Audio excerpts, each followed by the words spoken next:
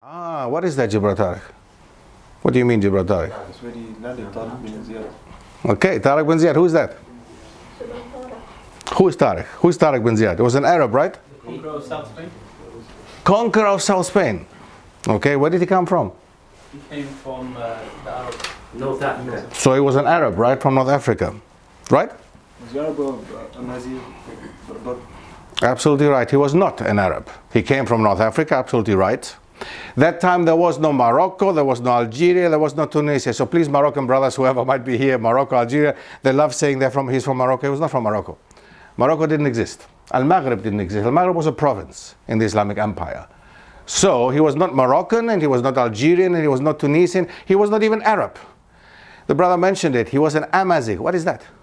An Amazigh in the Arabic language. In English we say? No, sorry, I want this. That's good. Tribes.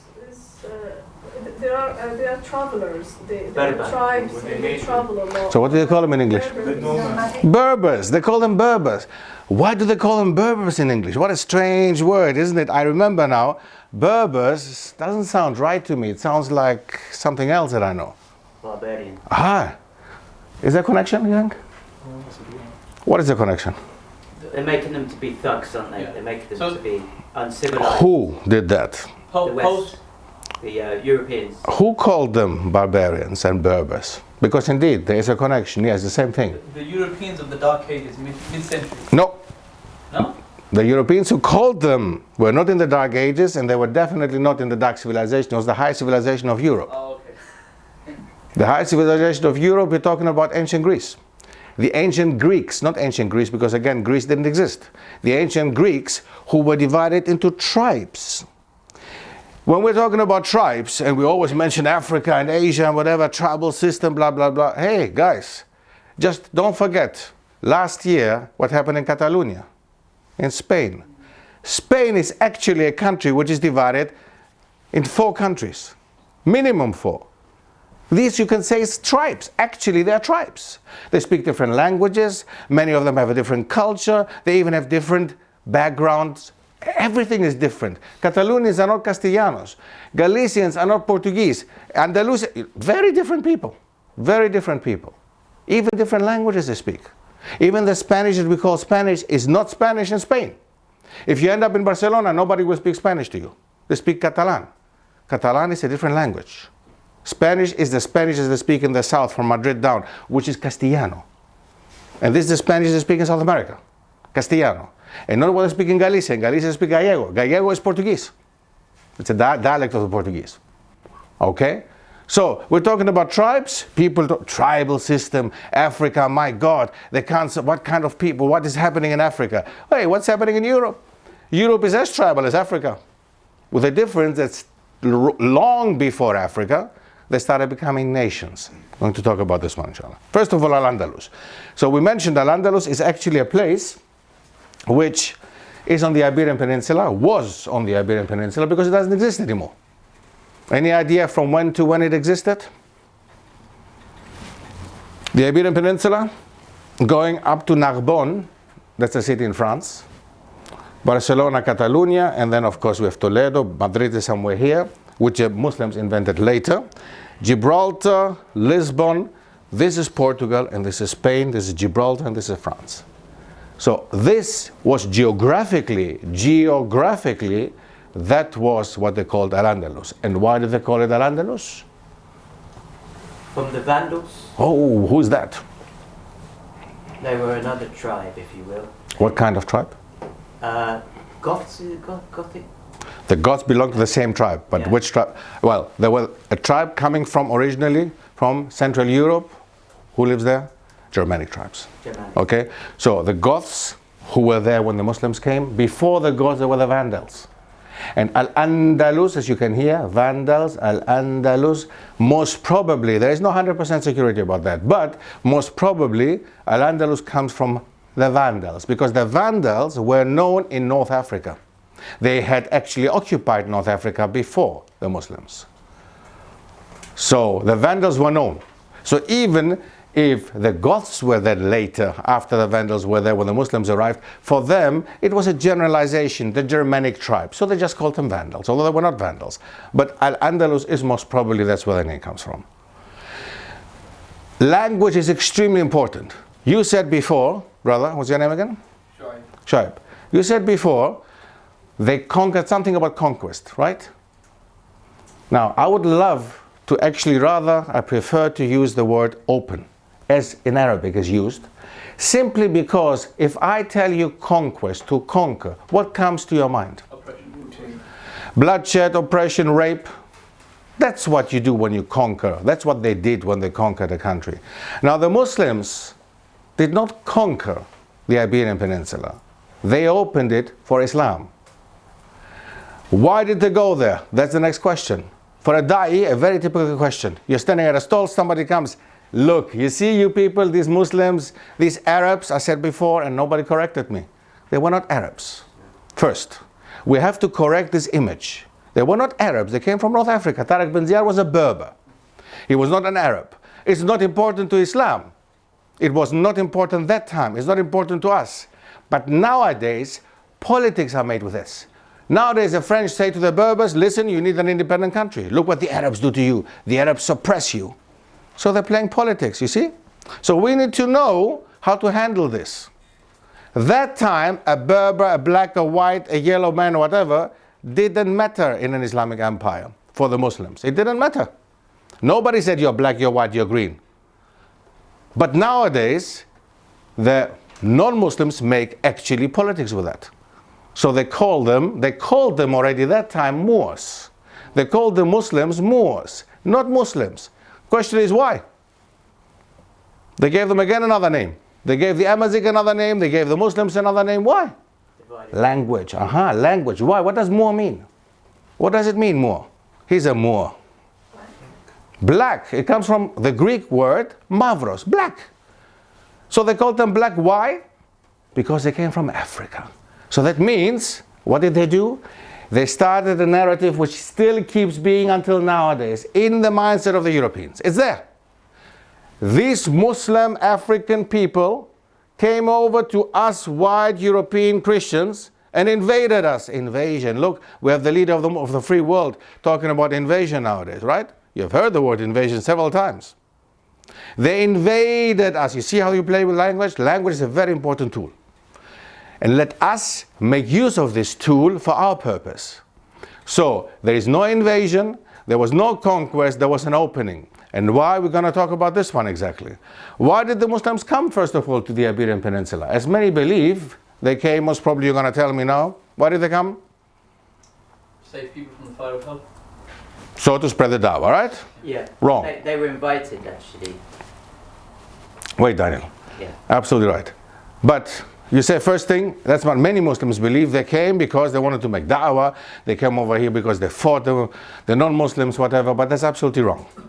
They did not come voluntarily because that time Spain, you should not, imagine, don't look at Spain nowadays, okay?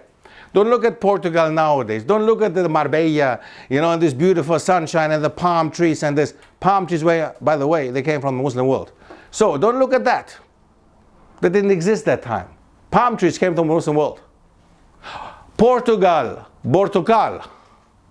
Arabic name for a country, a whole country. Why? So they arrived and they saw oranges there. No, they brought oranges. Oranges came from the Muslim world as well. Palm trees came from the Muslim world. Oranges came from the Muslim world. Sugar came from the Muslim world. Half of what is sold nowadays on the bazaars or on the markets in Italy, Spain and Portugal came originally from the Muslim world. Imagine a whole country is called according to a fruit which didn't exist there before, and nowadays it's full of this fruit. Imagine that. Portugal. The very being of Portuguese wouldn't, imagine that. Just imagine that. So the Muslims had no interest in going to Spain, Portugal, or Andalus later in order to gain some piece of land or convert some people. These were, for them, they were savages. For a Muslim coming from North Africa, these people were savages. They were living on trees. There was no civilization, no culture at all. Rome, the Roman Empire was destroyed. There was just East Rome on the other side, Constantinople. So there was absolutely no interest in coming over to Europe. Europe was not, as many people believe now, as it is nowadays. In the 8th century, because Tariq bin Ziyad arrived in Gibraltar in 711, if I want you to remember some dates, and this is one of them. 711, that's when Tariq bin Ziyad arrived in Gibraltar, Tariq, the mountain, the rock, or the hill of Tariq. And if you look at Gibraltar, you see it's clearly just a rock, and people live around it, which is still part of the UK or Britain, right? And a lot of things from the Islamic time can be discovered nowadays in Gibraltar if you go. And this is definitely something you should do. So, look at the Al-Andalus. The Moors, these bad African black people, Muslims, come over here and they invade us. They come to Europe, they rape our women, they kill us. And they move on up to France. So what do the good Christians do? The good Christians leave from here and go to Asturias, to the north of Spain, right? And the Muslims leave them. They leave them. So, that's another narrative. The good Christians left and they found refuge in Asturias. That's not entirely true. Because when Tariq bin Ziyad arrived in Gibraltar, he came with 7,000 people around. The sources are very different. He came with 7,000 people. And there was a fight. I'm not saying that they arrived with roses. They of course fought. But the majority of these battles were actually battles together with many Iberian people who were Jews or Christians there, or none of these two, who joined them against the Visigoths, against the Germanic tribe that was ruling before, who were also Christians, by the way. So the original people, the Iberian people, who were either Jews, Christians, or anything else, they joined the Muslim army. So Tariq bin Ziyad's army, instead of decreasing because of war, they increased. They became more. When have you ever seen in history a time that an army that fights becomes more than less? Nowhere. Why did it become more? Because obviously the people saw who Tariq bin Ziyad was. They saw that these Muslims of that time were not the Muslims of nowadays, right? It's not us, it's them. They're talking about 711. 711. These people, they didn't care. They just took the sajjada and they started praying. You know, and the same conversion stories you will hear about Asia and Africa even. You know, where people believe that Islam was spread with a sword. This is a typical narrative again. Especially for the dais, for the ones standing at the stall. Hey, come on. Islam was spread with a sword. That's what everybody tells you. Everybody believes that, right? Even Muslims believe that nowadays. So that's the opposite. Many of these people joined Tariq bin Ziyad. He was actually supposed to go there, get the throne for somebody who was that time, Rodrigo. In the north of Morocco, there is a tiny enclave, which still exists nowadays and still part of Spain. It's called Ceuta. This very tiny spot in the north of Morocco still belongs nowadays to Spain and belonged that time to a prince, Rodrigo. And he said, he asked the Muslims to help him, to give him the throne of Madrid, and he would give them, as he called, Africa. Because that's what they wanted. That time, Africa was the diamond. Africa was to be gotten, and not Europe. Nobody was interested in Europe. It's hard to believe in our understanding nowadays, but Europe was a big dump, to be very honest. Africa was the place to get. So what they wanted, they had already everything, but they didn't have Ceuta. So they said, okay, the Spaniards go from there, give him the throne up there, let us get Africa, all. That was the idea. But then Tariq bin Ziyad, when he saw that people suddenly joined him, became Muslims, many of them, what did he say? He said, no, this is Dar al-Islam. This is Dar al-Islam, because we have Muslims here. They need our help. They want us to stay. The people who were here, who go back to the north, these people are invaders. They were the invaders. They are Germanic tribes. They were the Visigoths. They are not from here. So these people from here want us to stay here. So we stay here. And that's how it became Al-Andalus. And that's a totally different story to the narrative that you keep hearing, right? The narrative is different. Muslims, Arabs, whatever they call them, they came over here, they invaded, Spain, Portugal, whatever, called it Al-Andalus for whatever reason. Okay, moved up to France, got beaten 732 by Charles Martel in Tours and Poitiers. And then they stayed there 700 years. And after this, we got freedom. And after this, the golden times started. Spain and Portugal, the golden times. That's the idea. That's what you learn at school. That's all you learn about Al-Andalus, if at all. Right? We've all been to school. And I don't think that school system that time when you were going to school was different to what it is nowadays. So, what happened to the Muslims then? They were strong, mighty, left the Christians up in the north. These Christians in the north, because of the Muslims becoming weaker, they became strong. And this is another thing, history. Why do we do history? That's a typical question, actually. Why are we sitting here? Why are we wasting our evening doing history? Many of us, including myself, when I was going to school, I hated actually the subject of history. I found it boring. I found it boring. Why? Because just talking about some dates, some battles, pass your exam, and that's it. What do you take with you? What is a lesson that we learn from history? That's what we're going to take with us, inshallah, today. First and foremost, we're going to correct wrong misconceptions that we have, that we all have. That's first thing. The second thing is, we need to see how did our ancestors deal with Europe before. And we're talking about Europe. And third of all, we're going to see that there is an Islamic history in Europe, which has always been hidden, puffed away somewhere. And yeah, a little bit, some Muslims here, some Muslims there. But actually, we're talking about the entire of Europe. The whole continent of Europe has been influenced by different types of Muslims. And the first ones were, without a doubt, Al-Andalus. That means the people coming from Africa. Now what happened? They left the Christians there. That was the first mistake. They could have finished them off, but they didn't. And that showed, again, tolerance in Islam. It showed how Muslims actually thought, listen, we're not going to kill people for no reason. Leave them in Asturias. Leave them in the north. Leave them up there. Right? Leave them up there. It's fine. But 711, within 40 years, the Christians have moved already to the west. By 750, this was already a Christian part. It was bigger. By 800, just 100 years later, less than 100 years, it was already in Catalonia. Look, Barcelona was already Spanish. I mean, Christian. And that's how it moved on up to the last part, 1492. But we're talking about 750 to 800 years of Al-Andalus. Can this be that there's nothing that they left behind in Spain and in Portugal? Of course not. Impossible. Impossible. Okay, and indeed, we'll see how many things the Muslims have left behind in Al-Andalus and what Al-Andalus meant actually. So, what they did, that's how the Christians moved down slowly but surely. But how it happened was because of the time whenever the Muslims were weak, and you see the time periods, whenever the Muslims were weak, the Christians became stronger. Whenever the Christians were weak, the Muslims became stronger. When the Muslims came in 711, there was nobody to keep them back. The Christians were divided, were fighting against each other, different ideas, different ideologies. But as soon as they came together, that's what happened. And this is again another lesson in history. Might seem like a typical slogan, but indeed, united, you're stronger. We see it from the Christians, whenever they were united, they could fight the Muslims and win.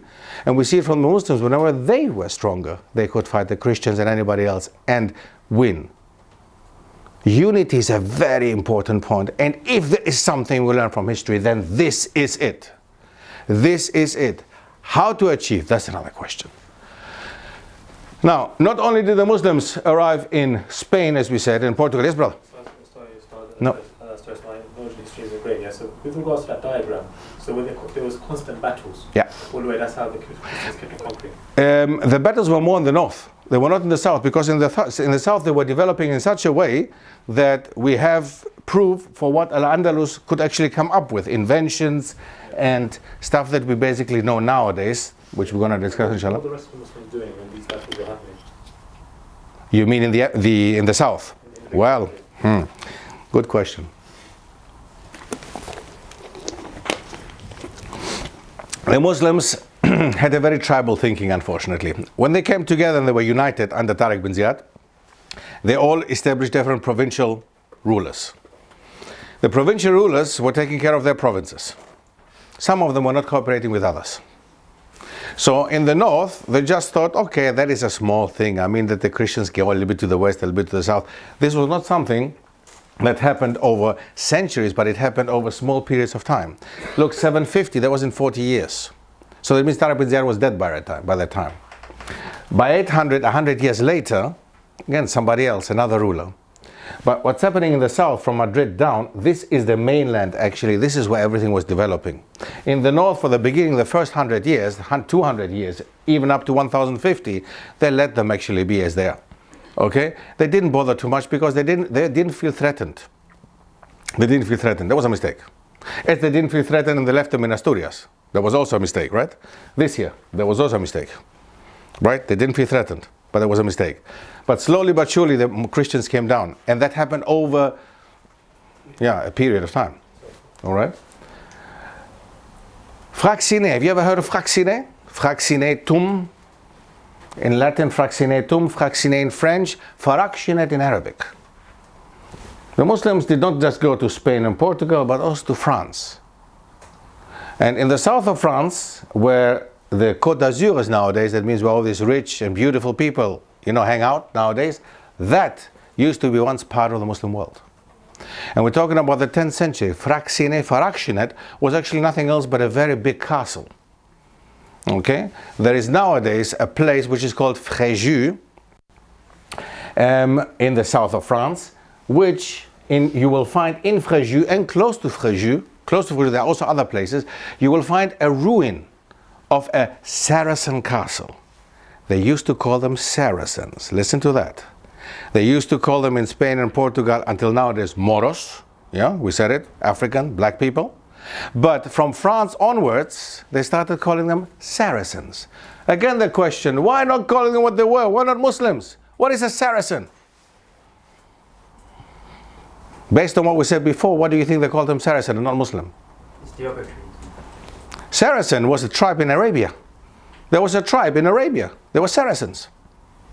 And the only people who could read and write that time in Europe in the Middle Ages were some monks. And they probably had some literature and found out that there was a tribe somewhere in Arabia, called them Saracens instead of Muslims, and that spread throughout the German-speaking world and France. These Saracens went from France to a country which I'm very, very sure many of you have heard of. It's in Central Europe.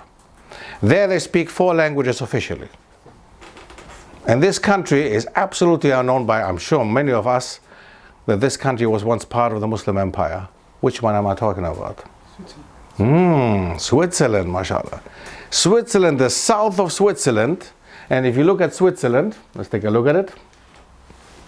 The south of Switzerland, where they speak nowadays French, there's Ticino Italian, okay, and another language which is their own language. The rest, 70%, is German speaking. So if you look at Switzerland, this whole southern part of Switzerland was once for 120 years a part of the Muslim world. There were Swiss Muslims, ladies and gentlemen. There were once Swiss Muslims. It's the very country that has a minaret ban. Have you heard of it?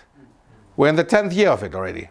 10 years ago, the Swiss decided to ban the minarets. How many minarets do you think there are in Switzerland, by the way? How many do you think there are? It's negligible. 5. 4. In the whole of the country, there are 4 minarets. So they were so scared of the Muslim influence that they had to ban them. And the worst of all this is that out of these 4 minarets, the 3 are tiny, minusculous, and there's just one in Geneva which is a bit bigger. No comparison to any more. You come to Birmingham, you will see on Coventry Road more mosques and more minarets than in the whole of Switzerland. So they felt threatened. Okay, they're bad, minaret bad. And the argument, the reason is very important to know. We have nothing to do with Islam, the Swiss were saying, right? The Muslims came in the 1960s, 70s as guest workers. They came from Yugoslavia at that time. There was a country called Yugoslavia, which is divided nowadays. So Yugoslavia, they came over and they came to work. So now they should go back to where they come from. They helped the Swiss enough, so they should go back to where they come from, right? That's the idea now. So if you imagine, these very people in the 10th century, they were Swiss Muslims. There were French Muslims, there were Spanish Muslims, there were Portuguese Muslims, and also, very important, there were also Italian Muslims. And Italy plays another important role. Italy, especially the island of Sicily, which is this one here, was once an emirate. The island of Sicily was an emirate. An emir was ruling the island of Sicily for 250 years. So what happened? Where are these people? Are there still Muslims now in Italy and in France and in Spain? What happened to these people? What happened? Where are they? There are Muslims in Spain, there are Muslims in Portugal, there are Muslims in Italy, but these are immigrants. They came from Morocco, from North Africa, they came from the rest of Africa. But the original Spanish, Portuguese Muslims, we even had scholars coming from Andalus. Scholars, we know in Islam, there are Islamic scholars who came from Andalus. What happened to these people? Where are they? Where are the Spanish Muslims and the Portuguese Muslims, the Italian Muslims? What happened? What do you think? The Reconquista, the Inquisition, what happened? The Christians decided to come up with a policy, with an idea. Okay, we have to conquer our country back. So the Reconquista, the reconquest of the country. So in their mindset, it was a Christian country, so it comes back to us again. Okay, a reconquest. And on top of this one, we start with the Inquisition. That means we're going to find out who is Muslim, who is a Jew, who is an infidel. They're the word infidel, and they're just taking it one-to-one nowadays. They take it from English or from any European language, transfer it over to kafir or to anything else in Islam, and just say that's what they say. Have you ever seen these tattoos now online? You see, you know, these people, they put tattoos on their hands, kafir, in Arabic. Yes. They're proud of being kafir, right? Okay, so they've learned this word now. Now, but that requires a lot of understanding to understand the word kafir, first of all. Infidel in Christian means, until nowadays, the idea of basically everybody who is not a Christian will not go to paradise, right? That's clear. That's for the Christians, clear. Now in Islam, that's what we're saying too. Anybody who's not a Muslim will not go to paradise, right? Anybody who's not dying on the Shahada will not go to paradise. However, the difference is the treatment. So if you look at the way they were treating infidels, the Reconquista is an example of it, the Inquisition is an example of it, that nowadays we have no Muslim in Italy, no Italian Muslims, no Spanish Muslims, no Portuguese Muslims from that time, not even one. That's the result of Christian reconquest. And unfortunately, my home country, I come from Greece. And if you look at, we're going to talk about this later, inshallah, we have enough time tonight. When you see it, the way that the Christians took their country back from the Ottomans, for example, as they also call this a kind of reconquista. Taking it back. Massacre over massacre. Bloodshed over bloodshed. One after the other. This is just simply part of European history, ladies and gentlemen. We cannot hide it. I remember once I had a talk in Wiesbaden in Germany. And at the end of the talk, there were some youngsters sitting in the back. And they found it exciting what they heard. And the administration took me aside and said, listen, don't you think it's a little bit harsh to say that the Muslims, that the Christians, when they took over Spain, took it back basically, they massacred the Muslims. Yeah, ladies and gentlemen, what did they do? They didn't go around with roses. They didn't distribute roses. Come on now, honestly now. They didn't give them tulips, right? Come on, let's be honest now. Of course. And that's why we have no Muslims anymore in Spain, in Italy, in Portugal. So yes, massacres happened. Of course, and I'm not going to pour honey over it. Of course, the Muslims also misbehaved in certain parts of the world and in Europe. And of course, there were parts and periods where we could say, oh, the Muslims misbehaved without a doubt. And we will speak about them as well, inshallah. But the narrative goes around that, hey, these Christians, these heroes, nowadays they call them Matamoros. In Spain, if you go, you will see these heroes, the statues of these heroes, Matamoros. They're more killers, blessed by the church. It's the same like the Chetniks in the Serbian war, in the war in Bosnia. The priest, who is still alive nowadays, by the way, he would actually bless, a specific priest, he would bless their weapons before they would go and rape women, you know, from the cruise. When I'm to the dawah store, I pick on Daniel because I know his name now, mashallah. Daniel, when I say now, for example, you know, look, Christianity, this is a Christian continent, isn't it? Europe is Christian, right? What are you guys doing here? Go back to where you come from. Isn't this a Christian continent? And you know what? I give you that. It's a Judeo-Christian one. Jewish and Christians together, they live harmoniously in Europe. Let this be like this and let the Muslims go back to where they come from. What do you say on something like that? It's true, isn't it? As you said, you know, the Muslims were there even before Christians. First, if you want to come with a narrative of who was here before, then hello, the Jews were here before the Christians. So you want to say, then what about the polytheists who were here before the Jews? Where do you go back? How far back do we go? So the polytheists, the Jews, everybody was here before the Christians, but the Christians take this continent as being theirs. Excuse me, why? Why?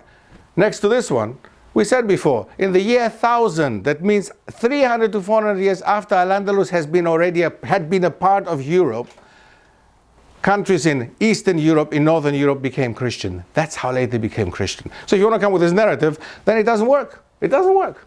It doesn't work. Now, any questions up to here? Anything you want to add? Please feel free. As we said, 6:30, just to remind the ones who came later, 6:30 we're going to have a break for Salat al-Isha. The book that we're discussing this issue about is in the back. Whoever wants to, it's available today. Normally it costs 24, today it costs £20. Everything else we're going to discuss inshallah while we're busy here. These books you're going to get them inshallah while we're busy. Yes? Maybe we're going off a little topic, but because of the history of my family, which my mother's from Madeira. Did Muslims ever go to Madeira? Yes, they did. They did. A shorter period of time, but they did. So when they went there, the Portuguese were already there. These Christians were there before. Yes, there was a Christian. Christians were there. Yes, but they were as oppressed as they were in the rest of Portugal by the Visigoths. That was part of Andalus. It was part of Andalus. Yes. Would you say that there wasn't much resistance from the Christians when Tariq bin Ziyad came because of the oppression of the church? 100%. 100%. The Visigoths were busy with fighting upstairs. They were fighting. So the Visigoths had no time to go down to the Muslims. So the ones who were there, the Iberian people living there, actually welcomed the Muslims. They welcomed them. And that's why I really do not want to call it a conquest. It's an opening, a clear opening. Many people did not die. They just welcomed them, joined them, and went with them to fight the Visigoths, who were invaders. The Visigoths, Germanic tribes, so ethnically they were different. Germanic people, they were ethnically different to the people living there. Religiously, in many ways, they were also different because, you know, there was this idea of the issue of, I don't want to go too deep into it, but Christians were also divided with their belief of if Jesus, Isa alayhi salam, was actually God, not God, and so on, right? The monophysic idea that they believed in. So also people living there believed in a different type of Christianity, who were actually suppressed by the Visigoths, who believed in the idea that we know nowadays as the Catholic Church supported. Okay. I was in China last month, and I was surprised that there's some masajid there more than 1,000 years old. Oh my God! China opened during the same time that Al-Andalus opened. 1,000 years old. Absolute, mashallah. And the problem with China is a political problem. It's not a religious problem. You know the government there, they modernized big areas like high-rise buildings, but the masjid is still old style. Yes. Well, it's very nice. Yeah. Ajib, wallahi. Yes. Beijing, Shanghai, there are Muslim areas. You can eat Muslim food, everything. Absolutely. You know, that's why we need to, listen, news, what you hear, what you see is different to what you see yourself. I remember how sorry, I interrupted you, brother. My name is Noor Barakallah. No. I think one thing you said earlier about what Europeans now believe about Europe is okay. This continent being Christian all the time. I think these people are programmed to think like that, right? They are conditioned to see things that way. And what you say, mashallah, is quite nice. That if you wake them up, just take them back a little bit in history to this point of, how far back do we go then? If you're Christian, we're here before. Yeah. Then what's if you want to play the idea of who was first here, exactly. The Greeks believed in 12 gods, right? Yeah. These were polytheists. So that's when you come to a common ground. Yes. Okay, let's talk now. We have Christianity, we have Islam. Let's talk and see who has more, good foundation, who has more solid evidence. Now, not only this one. I mean, historically seen, we can prove now. Historically seen that Islam was here long before many other Christian countries became Christian, even. Yeah. Okay. Are we talking about this country including? Well, we will talk about this country, inshallah. At this moment, it's just Al-Andalus we're discussing. And Al-Andalus, not only geographically, but also chronologically, as we said, from 711 to 1492. And within this time, we saw the Mediterranean countries basically opening to Islam. From all the way to the west, from Portugal, all the way to the east to Cyprus. All these countries were once part of the Muslim empire, subhanAllah. Imagine that. In Cyprus it was like this, for example, that for 300 years the Byzantine Empire, the Eastern Roman Empire, the Greeks, they ruled together with the Sultan. And the poor Cypriots had to pay taxes to two people. They had to pay taxes to the Muslims and to the Eastern Romans. Imagine that, 300 years, poor people. That was because of the location of Cyprus. Until nowadays it is in a political crisis. It is a problem. Until nowadays, because of its location. It's in the Middle East, but it's actually Europe. But again, Africa is near, Asia is I mean, amazing. Whoever ruled Cyprus, you know, look at the opening that you have. You have the Middle East, you have of course, that time the Byzantine Empire, the Middle East here into Asia, you have Africa. Everything is there basically for the world of that time. What happens when you must have been to Spain and spoken to maybe Spanish people about this? What happens when you tell them, you know, read your history? Okay, there was a time in the Spanish. Thank you for the question, mashallah. This question is absolutely true, because indeed there was a time when the Spaniards, after Franco 1975, after the dictatorship, they started opening and learning a little bit about themselves, because before it was all about nationalism in Spain. So they started opening a little bit, and in the 70s, 80s, the Alhambra became there, tourists can come, they wanted the Arabs to come see, you know, Al-Andalus. In the 90s, now recently, the last 10, 15, 20 years, they start hating Muslims. They say, moment, let's not exaggerate. It was not like this. It was not as you present it every time in the West. Now they start even turning against Western people who are saying, historians, non-Muslims, who say, Al-Andalus, have you ever seen the documentary Betty Hughes? Betty Hughes, When the Moors Ruled Europe? Please watch this documentary. Amazing. What's it called? When the Moors Ruled Europe, by Betty Hughes. You have to watch this documentary. Not by Muslims. Please watch also mine, but this one is not by Muslim. She is not a Muslim. She is an academic. She's a scientist. She is a historian. She is somebody who is bringing up the truth of Al-Andalus. And the Spaniards are saying nowadays, nah, it was not like this. Let's forget all this. It was not all paradise on earth. But it was paradise on earth. And you know who said this? Not me, and not people from nowadays. If you look at people from Western Europe, from Central Europe, Christians going and studying in Al-Andalus. Going and studying in Al-Andalus. And if you see, for example, the British Isles, right? There were English people who were studying in Al-Andalus. Example, if you look at Adelard of Bath, have you ever heard of him? The first known English scientist, Adelard of Bath, traveled in the 12th century to Al-Andalus, Sicily, and most probably North Africa. Here he learned Arabic and translated works from Euclid about geometry and Al-Khawarizmi. That's page 62. Adelard came back home in 1126 and brought his translations where they received public recognition. However, he was not the only British person who went to study in the Muslim world, but Thomas Browne, Daniel of Morley, Robert of Ketton are amongst the most known ones. Robert of Ketton was the first European to translate the Quran into Latin in 1143. An Englishman translated the Quran into Latin in 1143. While another important translator, Michael Scott, translated several works of Aristotle from the commentaries of the Muslim philosopher Ibn Rushd, commonly known as Averroes. All these texts were the base for the European Renaissance. Without these texts, without Aristotle, Sophocles, Plato, the ancient Greek sources, without everything that came after the ancient Greeks as well, it was all hidden, it was all gone. We wouldn't have had Europe the way we had it. We have it now. Renaissance. The Renaissance would have never come up. What is the Renaissance? What is the Renaissance? What is that? Throwing around with words. But what is the Renaissance? Any idea? It was when they managed to overthrow the church and basically start thinking for themselves. True, you explain. Okay, but what does it mean, Renaissance? You're right. That's what happened. Yes, that's an act that they did. Yes, but what was the idea of the Renaissance? Or what does it mean, Renaissance? Actually, let's go back to the book. Scientific age. Wake up. Revival or rebirth. Actually, it means Renaissance means rebirth. Rebirth of what? Of the classical Greek works. Aristotle, Plato, Sophocles. Going back to the classical Greek philosophy and medicine and everything. Why? Because suddenly they had to build a continent with a kind of identity. And they're still busy with it until nowadays, the European Union. They're still busy building a continent with a common identity. And they started with the classical Greece. They start with Aristotle, Plato, Sophocles. But they would have never had these philosophers and these works of these people had the Muslims in Al-Andalus not translated them for them and rediscovered.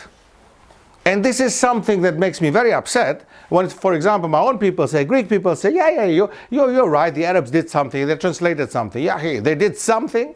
750 to 800 years, just translation. They didn't just translate, they also corrected. That's a very important point. Because you can say, okay, so actually when you say that Islam is right, the Quran, what it says is right, long before the Quran was revealed, the ancient Greeks came up with a lot of good philosophy, a lot of good things, right? So why do I need to believe in Islam? Why not in the classical Greek element? They were great people. Aristotle was a great person. Plato had a fantastic ideology, fantastic philosophy. Why do I need to believe in Islam then? That is a typical reaction that I have from my people coming towards me. Very simple. Because Aristotle, whatever he said, not everything was right. Not everything Aristotle was right. Aristotle believed that actually it's the sun that is going around, you know, the earth. Right? Aristotle believed that in the sperm of the man there are little people. And these little people, you know, become big later. And many other crazy things.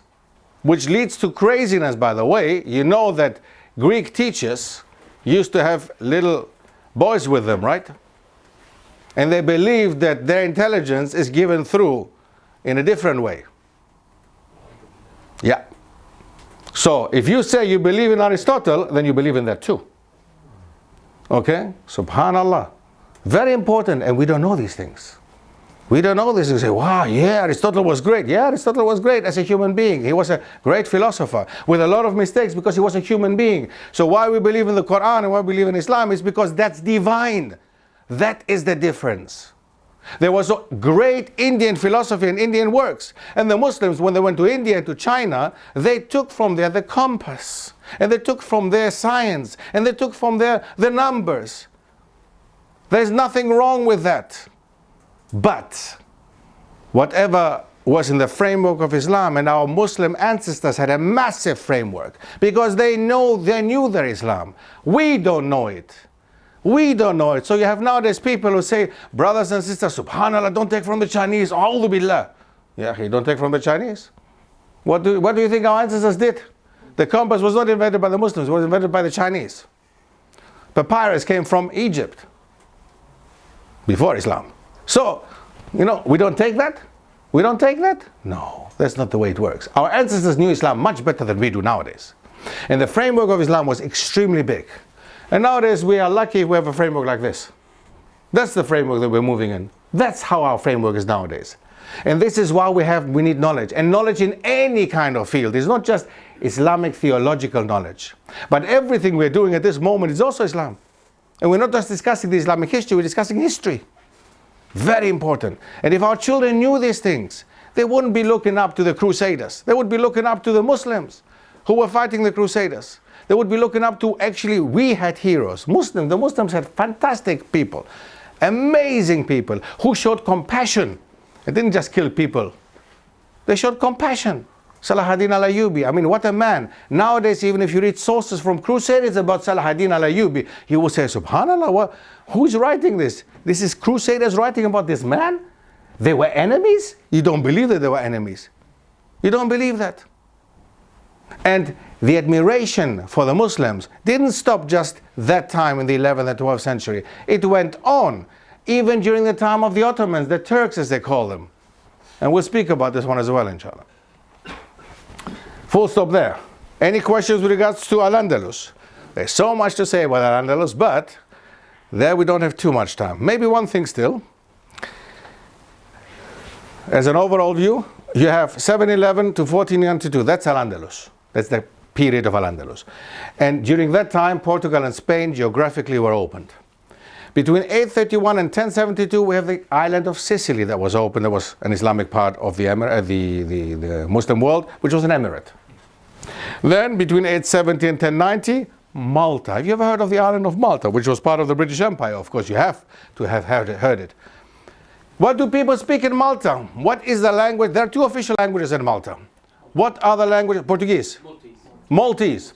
What is Maltese? 2 languages. What's the other one? English? Yeah, but Maltese is a mixture of different languages. I'm Libyan, so I know. English. Oh, then we have a problem here. He's going to tell me he's going to tell us everything now. No, don't want to shut up. You say. The Maltese, indeed, they have 2 languages. English and Maltese. Their main language is Maltese. I had a colleague. I was working with her together in Amsterdam at the time. She was Maltese. And I told her, I don't remember her name anymore. Let's call her Sarah. Sarah, how are you doing, Sarah? Yeah, fine. We had a good relationship. Everything was fine. I told her, Sarah, tell me in your language. Say good morning in your language. She said, buongiorno. I said, no, Sarah. In your language, it's Italian, I said. They also speak Italian, by the way. Until 1934, Italian was an official language in Malta, together with English. But then it became Maltese and English. So I said, buongiorno. I said, no. Sarah, in your language, you don't say buongiorno to your aunt and to your nanny. She says, yeah, we have another language. What is this other language? I said, tell me in your language. I said, I tell you in my language, it's Kalimera. I said. She says, Sabah al-khair. I said, what? Sabah al-khair. Sarah, say a little bit louder. I said, what's the problem? Yeah, you know, it's an old language. We don't speak so much with this language. We speak Italian or we speak English. I said, Sarah, when you speak to your nanny, you want to tell me you speak English to your nanny? No. You see, so what do you speak? You speak Maltese. So I said, can you count in Maltese? 1, 2, 3, 4, 5, 6, 7. I said, that's Arabic. No. I'm not Arab. I'm not Muslim, she says. I didn't say you're Muslim. Look at the complex. I didn't say you're Muslim. I said what you speak is Arabic. Because your Maltese language, according to many linguists, up to 70% of the Maltese language is actually Arabic. The syntax, the grammar, the structure, vocabulary. Arabic. Up to 70%. And if you look at Malta, see that later, Malta with certain names, places in Malta, you think you're in Morocco. There's Fez, there is Rabat.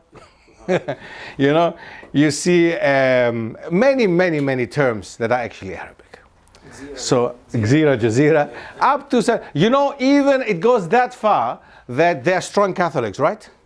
You know, the Catholics, they have this 40-day fasting before Easter, right? Okay, these 40 days where they don't fast like us, of course. They don't drink milk. They don't drink, you know, they don't eat. What don't they? They don't drink milk. They don't eat dairy products, right? Something. Okay, something like that. Anyway, so she was doing that. Strong Catholics. I said, what do you call these 40 days Lent before? She said, Ramadan. I said, Ramadan? Hey, does it have to do something with Ramadan? Shh, no, Ramadan is Muslims. We are not Muslims. I said, subhanAllah, there is no other Christian nation in Europe that have taken so many elements, even in their own Christianity. Okay? So, but the complex is there, right? The complex, no, we are not Muslim, we're not Muslims. I called the embassy, I remember, it was Maltese embassy. I told them, I need some more information about the Islamic elements in Malta. She got upset on me. It's like, we are Catholics. I said, I didn't say that you're not Catholics. I said, I wanted some more evidence for Islamic elements in Malta. As a tourist, I would like to go and visit them. So we don't have Islamic elements. So, okay, so let's leave it like this. I said, next time I'm going to pick up and I'm going to call you in Arabic. I said, you will answer me in Arabic. You'll see that. But anyway, these people, they have such a complex. Greeks also. Italians also. It is so deep in there. And by the way, the language you speak nowadays in Malta, the Maltese language, came from Sicily. You remember the Emirate of Sicily? And in Sicily, for example, nowadays, the Sicilian dialect, in Sicilian Italian, they use also Arabic terms. For example, in Sicilian, a poor person. What do you think a poor person is called in Sicilian? Or anybody Italian? In Italian, do you know what it's called in Italian? A poor person, Italian? Povero? Povero in Italian, right? In Sicilian, it's called miskin. Cassata, casciata, cheese in Sicilian. Okay? Zagara, orange blossom, and so on and so on. Imagine that. This is the Sicilian language, okay? Which is part of the Italian language, of course. So, we move on. I'm back, yes. Up to, yeah. Did we get these slides? You can write anything you want down, but I'm going to get them, inshallah, tomorrow they recorded, inshallah. So I think iERA, if we're going to ask, yeah? Yes, you will get them then, inshallah, yes. Sorry, brother, can I Yeah. quickly, Sure, sure. I came a little bit late, so No problem, no problem, no problem. I mean, I've just walked into this, and mashallah, my wife put me down for this. She forced you. She forced you. Okay. You do as the wife says after so many years of marriage, don't you? Yeah. Okay, bro. Yes. I'm here. But I just want to say I think this is absolutely fantastic what you're doing, because I think the experts at historical revisionism are the white Europeans, quite frankly. You know, and especially the last 1400 years. The last 1400 years, maybe up until 1492, is a complete black hole for most of the known world. And from 1492 till now, we've had essentially the legacy, colonialism and its legacy, which is completely written out in accordance with the white European narrative. Absolutely. And I think, myself personally, if this is something I've been thinking about for well over a decade. Unfortunately, I don't have the expertise to tackle what I think is a great weapon that the non-Muslim white civilization has been wielding against the world, particularly the Muslims, by rewriting the last 500 years of historical narrative. Many of Muslims and non-Muslims don't actually know what colonialism really is or was in all its disgusting truth and reality. The fact that when the Spanish and the French went over to the North Americas, literally entire tribes and races of men were made extinct. And if they weren't extinct, easily, I think actually in the tribes of the Amazon, I read once that there were over 50 tribes of the Amazon races. These are actual tribes and races which were made extinct in just the first 50 years of the 20th century. The tribe was made extinct. They don't exist. This is a race of man that Allah created that no longer exists. And that was just in the first 50 years of the 20th century. And they only have about 23 left. So I think, I don't know what you're trying to do here, but I do think, and that will be my question once I've finished my long introduction, my apologies, but I do think it's really important that as Muslims we often enter into many discussions and debates amongst ourselves, trying to understand Islam, and we're debating maybe the place of Islam and Islamic scholarship and what it means for us, even with the kuffar, when it comes to maybe defending our own heritage, defending some of the more things which they find difficult to take, whether it be the had punishments, whether it be the position of women and the role of women and so on. And we find ourselves defending these positions, and there's a spectrum of how we do that, some of it better, some of it worse. But this is the first time I've seen somebody revisiting Islamic history and in effect tackling some of what the kuffar have misrepresented. So my question to you is, what are you trying to achieve? And as I said, my apologies, I was a little bit late, I maybe missed it in the introduction. But what are you trying to achieve from this, just so I can contextualize it? Actually, you said pretty much everything that you had to say, or everything that I wanted to say. You said yourself, you answered the question yourself. What am I trying to achieve? What do you think? What do you think I'm doing? Why do you think I'm doing that? You answered it yourself. You said, you talked about misconceptions, you talk about corrections, you talk about, nobody has ever done this before. There you go. Haven't you said it yourself? I think you've answered what a bit of mine. Just give me a second, then you can say whatever. But the important thing to see is, this has never been done before. This was never taught before. And if, then it was hidden pockets here and there, pockets here, a little bit here. In some countries, some things more, some things less, some absolutely not at all. In my country, where I come from, by the way, some important thing, because of that, I became Muslim because of history. History led me to Islam. So my own personal journey of the last 26 years, this is the result of 26 years of research as a historian, as a Muslim historian. I was a non-Muslim before, and I became a Muslim historian, and this led me to Islam. So it wasn't the Quran, it was not the Adhan, it was not Islam itself, but it was its history that was lied to us. When I was going to Germany to school, to Greek school that time, Greek primary school, our teachers, I remember, I see them in front of me as if it just happened yesterday. I remember how they were saying all these terrible things about these Turks. These Turks coming and killing our women, raping our women, taking our children, taking them to the Pasha in Istanbul, taking them to the Sultan. All these things. I was like, what are these guys doing? And I grew up in Germany with Turkish friends. You cannot avoid it. I mean, 5 million Turks in Germany, you know. So I had good Turkish friends. And I was like, I was going to my mom. I said, can it be Ali's mom, Ali's dad? Can this be? I said. My mom was like, you know what? Learn what they tell you now, and later you can correct this if it's not right.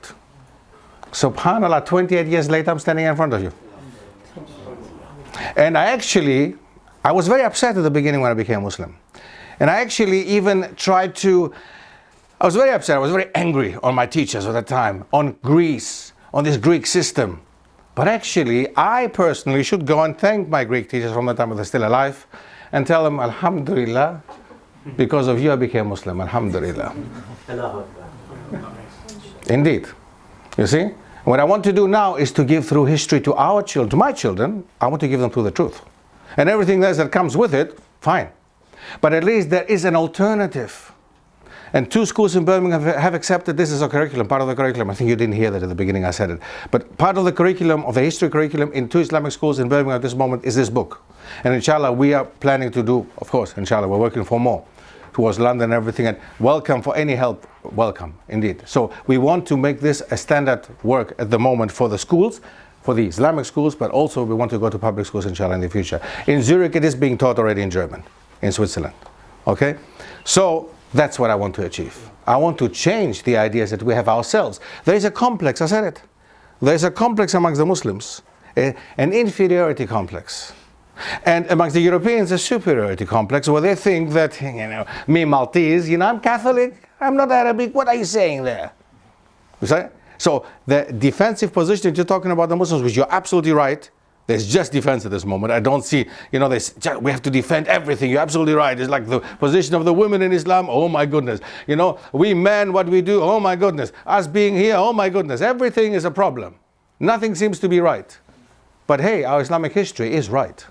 And how they have changed it, that's something we're going to discuss, inshallah, after the break, because it's 6:25. And I want you to have a break now. Salat al-Isha. First. Second, I have the books in the back. They cost £20 today. So if you support my project, inshallah, you're welcome to take the books with you, inshallah. And we have a chance to discuss everything in the upcoming 10-15 minutes after Salat al-Isha, right? Have a small break now. Do you take card payment? Yes, I do, but you know, I do take card payment, but you would have to give me the chance to go to. I have the card thing with me. We could do it at the end. We can do it later. Yes, yes, I do have it with me. The options there. Like refreshments, drinks, water, tea, coffee, whatever you want. Go to the 3rd floor, there's a cafe. So get your drinks, but come back here promptly. So we're going to pray 6:30 on the dot. 5-minute break after that, or 2-minute break. Just get your drinks, whatever you need. Bring them here, and that will be the only break. Yeah, until 8:30. Look, once we are praying. 5 minutes. First we're going to pray. Yeah, after the prayers, 3rd floor, get your drinks, come here. Is it free? No, they're on a tab. Not a tab, they're on a, you have to pay, I'm afraid. Sorry? I'll take the book. Sorry, we've got lost. No, no problem. Alhamdulillah. Thank you that you came. Jazakallah khair. And this is handguard visas. Yeah, they're in the back. They're £20. They're in the back, inshallah. Here. Assalamu alaikum. Alhamdulillah. Jazakallah khair. Thank you. Thank you for coming. Where do we pay for the books? How do we pay for it? Well, I guess you give the money to me because there's nobody. Yeah, give them to me. Give the money to me, inshallah. I know this sounds really funny, but you have a card reader. No, it's not funny. I do have a card reader. You do, yeah? Yes, I do.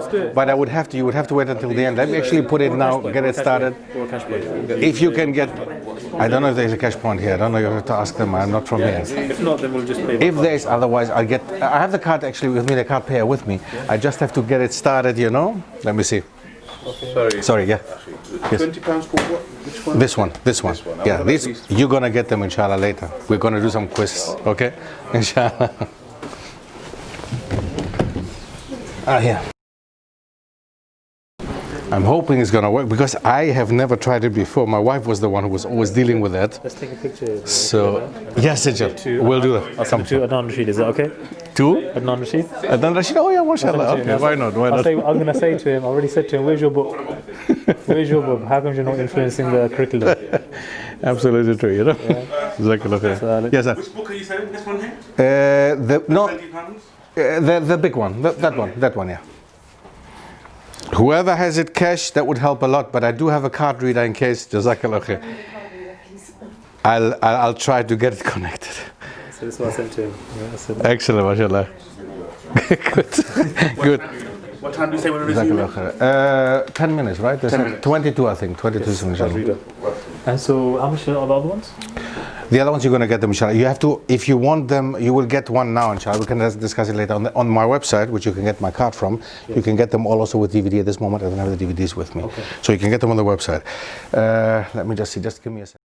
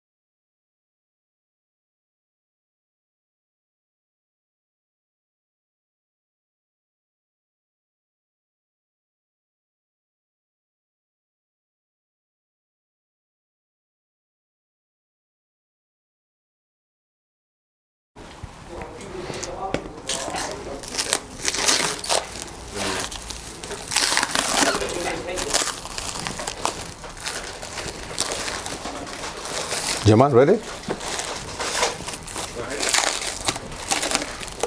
Yeah, okay. So, Bismillah ar-Rahman ar-Rahim. Let's move on straight away. Question number 1. Al-Andalus. Can somebody define Al-Andalus? Yeah, bro. Iberian Peninsula. And I thought all the basically the Mediterranean nations between 711 and 1492. Okay, so geographically, say it again, geographically it's? Iberian Peninsula. The Iberian Peninsula with the countries of Spain and Portugal, yeah? But chronologically also, countries 711 to 1492, right? Okay, excellent. Next question. What would you say if somebody said, look, okay, I mean, a couple of years of the Muslims in Europe, okay, well, what did they do? What would you say in something like that? We're just focusing on Al-Andalus at the moment. Say, yeah, okay, they went to Al-Andalus, they killed some people, massacred some people over there. They established a strong caliphate, but that's about it. What would you say? Education system. Education system. A bit more, maybe? Health systems as well? Health, we didn't even speak about this one. Say something about that. What about the health system? So they're quite advanced in terms of hospitals and... Hospitals, for example. The first university in the world. The first university in the world was established by? Exactly, in Fes, in Morocco, in Fes. Okay, a Muslim woman. Look at that, a Muslim woman. This is powerful knowledge when they come and tell you, look, women in Islam. And don't forget the hadith about the mother, the feet on the paradise being at the feet. Subhanallah, powerful stuff. Powerful stuff. When Rasulullah was asked about, who do you have to respect? I'm paraphrasing, of course, now. The mother 3 times, and then just the father. Subhanallah, powerful things. This is not just some kind of religion. This is a deen we are living here. MashaAllah, this is a massive thing. And maybe short, yeah, let's talk a little bit about my journey maybe also to it, because it is important why I'm doing this here. And the brother mentioned that. And I will never forget how I met these Lebanese brothers in Germany. I was 15 years old and I was going to school in Germany. And I met these Lebanese brothers. They came over from the war that time in Lebanon. They came over to Germany because they were going to German school in Beirut. So they were sent by their father to go and study in Germany. And I used to go to their places and I liked them. I liked their food, and I saw a lot of commonalities with Greece. And they loved me because I'm Greek. And then once I heard Afif, the one's name, the one was called Afif, the other one was called Mulham. He called him, Mulham, come up, we're going to make salah. I said, what? I'm going to pray quickly, I come back. I said, pray? I said, yeah, man, we're Muslims. I was like, whoa, I thought you were good people. That's what I said. It came out, I thought you were good people. I liked you. Subhanallah. Me, as a very open-minded, very liberal, and very searching person, really, and I liked the Arab culture, and I liked their food, and I liked their language, and I liked all that stuff. And suddenly they come and tell me they're Muslims. Wow. That was like as if somebody had hit me. Imagine how deep it is in people. So I tell my wife also, she's also a revert, she comes from South America. And I tell her, we should never forget how we thought before we became Muslim. Not so much her, because she was very open-minded, and she was even more, Islam was like, okay, no problem. But for me, it was this Greek inside of me. It's like Turkish, the Turks, they attacked, they killed our women, they raped, all the stuff that you learn, and you think you have learned, So this was there. And it took me a while, and I remember that I was always going back home, and I was checking. I had to counter them. Afif was saying something about Jesus. That time I didn't know anything about religion, okay? Nothing about Christianity, nothing. I was just a Greek. So for me, a Greek had to be a Greek Orthodox, right? So I was going back, and he said something about Jesus. Isa alayhi salam was died on the cross. So yeah, okay, as far as I know. I said, that's not true. What you saying, man? I said, of course it's true. I knew nothing. So I would go back and I would find out, yeah, that's true. That's what the church says. And I would go back again and find something else. I would say, Afif, but look at here. Look, it says that the Trinity, that means the 3 in 1. That's logical, isn't it? I mean, 1, 2, 3 in 1. I mean, come on, there's an egg. You can also have the yolk and all this stuff, right? 3 in 1. So I say, yes, but when Jesus died, as God. Who was running the planet at that time? So I don't know, man. Come on, don't tell me these kind of questions. I would go back and I would look it up again, and I would not find questions. I wouldn't find questions. I would find questions, but not answers. I wouldn't find answers. And I would go back again, and I would still, although I saw that they were right, I would still find, for a year or two, it was really an intense struggle. It was a jihad inside of me to accept Islam, subhanallah. Until I really woke up once and I said, that's it. I have all the answers about Islam, and I have all questions about Christianity. And I went down to the Mufti in Greece. We have 3 Muftis still. And I said the Shahada at the time, subhanallah. But what led to all this also was I was in the meanwhile reading about history, about the Ottomans, you know. And we're coming back to our part here. We spoke about the first people coming from Africa, bringing Islam to Europe. There was another people who came from Asia and they brought Islam to Europe. But this time the Balkan Peninsula, indeed. The Ottomans. Any other name for them? Problem. The origins of the Turks. Indeed, the origins of the Turks. But the Turks, there's a very important point to make a point here now, to make a stop here now. The Turks are the Turks from Turkey nowadays. Turkey is a country that has been existing since 1923, not before. Before, there was the Ottoman Empire, which was much bigger than Turkey, and everybody was a citizen of the Ottoman Empire, was an Ottoman citizen. There was no Turks, there was no Greeks, there was no Armenians, there was no nothing. The only thing that existed was the millet, that means the Christians, the Orthodox Christians, the Catholic Christians, the Jews, the Muslims. That's it. So no sultan would have wanted you to call them Turk. They would have beheaded you. Turkish is a new invention. But the Turks of nowadays, from Turkey, this is where they come from originally. And all Turkic tribes come from there. Not Turkish, Turkic. That means, any idea, Turkic tribes? Turkmenistan?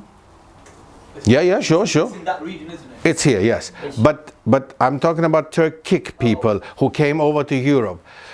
Before even Islam.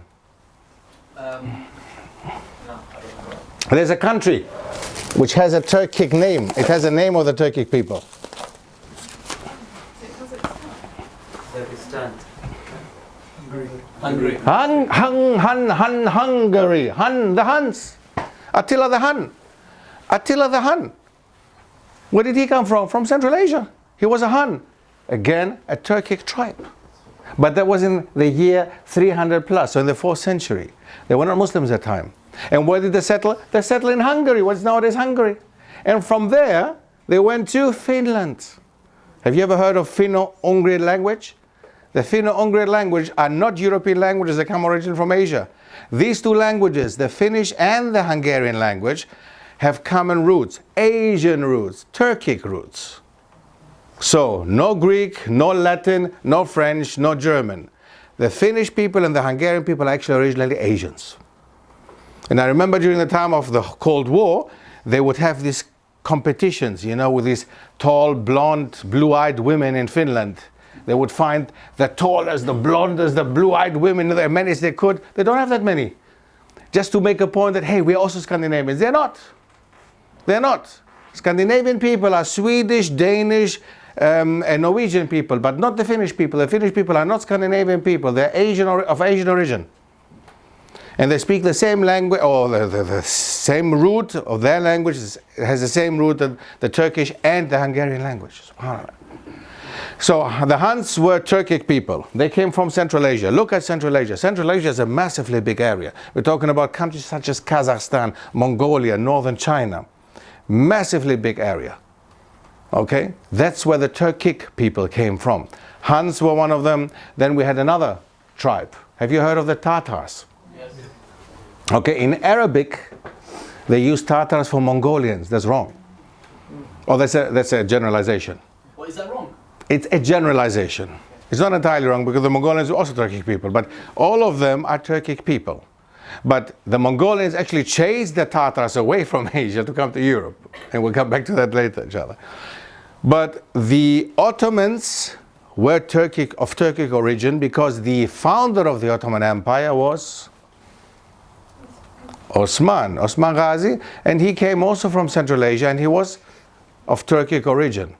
But that does not mean that everybody else who came after him had the same origin, because he later, Osman, Orhan, his son, got married to 2 Byzantine princesses. Byzantine princesses, Greek princesses, and they gave them the son Murat. So Murat has a Greek mother. So is he now Turkic? I have to laugh every time I talk to my Turkish brothers about this. We always laugh about this one. Obviously, as a Greek, they're going to say, "Oh yeah, but you support." No. I'm standing as a Muslim historian in front of you. So now, many of the sultans at the beginning, the first Ottoman sultans, 6 of them had Greek mothers. Sultan Mehmed Fatih, the opener of Constantinople, his mother was Greek. He spoke Greek better than any other language. So what I'm saying here, ethnically, it did not play a role. No Ottoman would ever. So what are you saying there? If I said this in the Ottoman Empire, it's like, what are you saying? But nowadays it plays a role because Turkey is a nationalist state. The only secular Muslim country in the world. There are 2 secular countries in the world. Just 2. France and Turkey. Just 2 secular countries in the world. And they have an issue with that now. There's a problem. Because now the one country has more than 90% Muslims and has to justify its Islamic law, its Islamic background, Islamic culture, right? But it's actually a secular country, right? Such as France. That's why the whole issue with the hijab is a problem in Turkey again. Alhamdulillah, not anymore. It has changed a lot, but still, people on the street still dislike people with hijab in Turkey. You will not believe, but there are Muslim people in Turkey who have a problem with the hijab. Observe Ramadan and things like that. If you've been there in Ramadan, it's very Ramadan is beautiful. Sorry? Many people there eat in the middle of the day of Ramadan. Oh, also, yes, you will have this. You will have this. You will have this. But in general, even in Istanbul, you can experience a very nice Ramadan. You can experience a very nice Ramadan, even in Istanbul, nowadays. Nowadays, things have changed the last 10, 15 years. So a change of politics has happened, but still it's a secular country. It's a secular country, and they want to keep anything that has to do with Islam out of the country. Now that is difficult to do this with Islam. With Christianity you can do that because it's a religion, but Islam is a deen, and there's a difference. Islam, everything I do is Islamic. Picking up the cup with my right hand, this is Islam.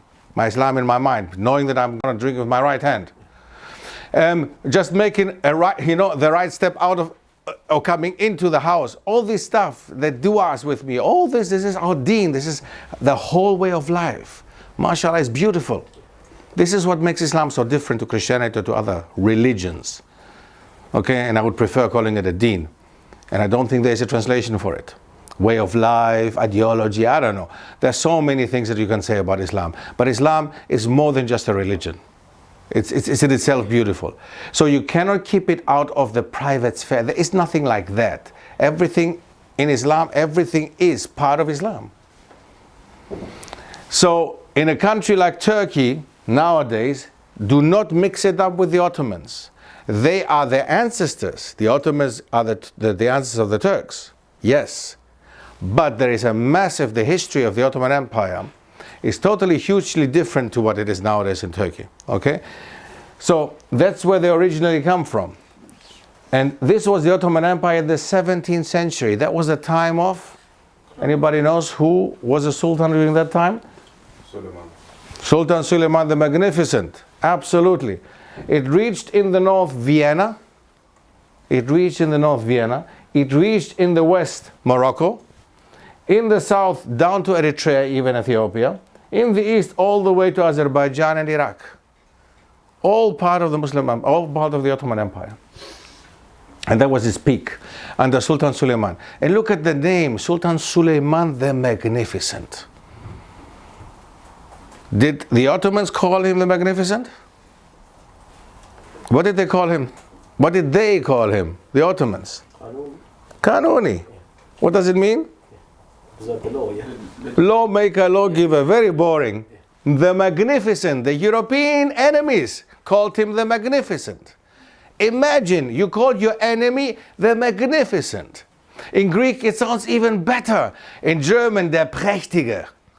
In Greek, it's wow, the great, it's fantastic, a beautiful name, a beautiful title for a sultan, for somebody you hate, for your enemy.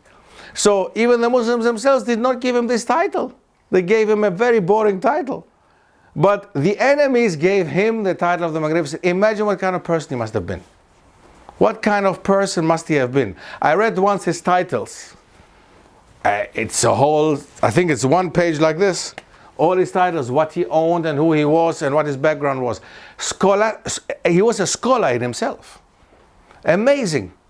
And this is something that I criticize nowadays with our, you know, the problem with Arab brothers, for example, nowadays. Because nowadays, also in the Arab world, they learn to criticize the Ottoman Empire continuously. And I remember I had a conversation after Fajr, I remember, in Greece, in Athens. There was a Syrian doctor. He was living in Greece for all his life. And I, Greek, had to justify the Ottoman Empire in Greece to a Syrian Arab, Muslim. And I was telling him, I said, brother, what you're saying now is exactly what this Greek says. I said, that's not true. He said, yeah, but the Turks did this. I said, you see, already your mindset is already put like this. These were not Turks. They were not Turks. They were Ottomans. There's a difference. It's the dynasty. Had I been living during the time of the Ottomans, I would have been an Ottoman too. Ottoman citizen. Not Turks. Yeah, but that's what they are. No, I said, no, they were not. They are not. They are not ethnically Turks. There was no ethnicity to these people. They were a dynasty. And they were fighting in the name of Islam. And they were Muslims. And none of them wanted to be called Turks. That's a very important point. If they don't want to be called that, why do I call them then? So again, we see we're nationalizing this whole theme. The same thing that the Spaniards do with Moors. The same thing exactly. They call them Turks. And from that time, if you go through Vienna, for example, you will see more than 200 monuments in Vienna that go back to the Ottoman time, indicating that the Ottomans were in the middle of Vienna. MashaAllah, in the middle of Vienna. And it's beautiful to see, you know. And whoever's interested, these are the books. I have them online. I couldn't bring everything with me, but I'm going to give the sister this because she is from there. Salzburg, okay, not Vienna. These books, you can get them online, inshallah, with the DVDs. I couldn't get them all with me with DVDs. It was just, this suitcase broke when I came, so. But this is for, inshallah, we have some question and answers, so we're going to give them, inshallah. You're going to get at least one each, okay? So if you want some more, you can go on the website and order them, inshallah. So the Ottoman Empire, a massive empire that, of course, influenced the whole southeastern part of Europe. And we're talking about the Balkan Peninsula up to Hungary. Nowadays, in our languages, in Greek, in Albanian, in Bosnian, there are words that come from Turkish. Okay? The back. Anybody who knows Albanian? Any Albanian here? Bosnian? Greek? Hamza, where are you? Is Hamza here? Is he upstairs? The back in Greek is called tsanda. In Turkish, chanta. Because in Greek you can't say ch. They don't have a ch, so they have to say ch. Tea, chai in Turkish. Tsai in Greek. Subhanallah. And so on and so on. I remember my grandfather was saying a lot of things. Of course, in the olden times, many things they have kept from that time. And they don't even know themselves that they have Turkish words. The Ottoman Empire has left so much behind that we should not forget that in the 1990s, a big war happened, 1992 to 1995. We should not forget that. And this is unfortunately, we're living in a time that we remember the Holocaust 60 years ago, but we don't remember 20 years ago what happened to us. You know, if I tell you what happened in 1992 to 1995, who knows? Yugoslavia. The breakup of Yugoslavia, Bosnian War, right? Muslims were massacred. Clearly. Muslims were massacred. And that happened in front of us. It happened, we saw it on TV. We were alive that time, right? Most of us here were alive that time. And we heard about it. What really do we know about it? We know nothing about it. What really happened? If you imagine the massacre of Srebrenica, for example, that was just one of them.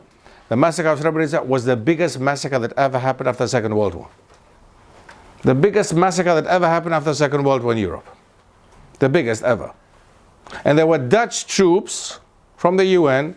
They were hearing women screaming and crying, and they were not allowed to intervene. They were not allowed to intervene. Where was humanity at that time?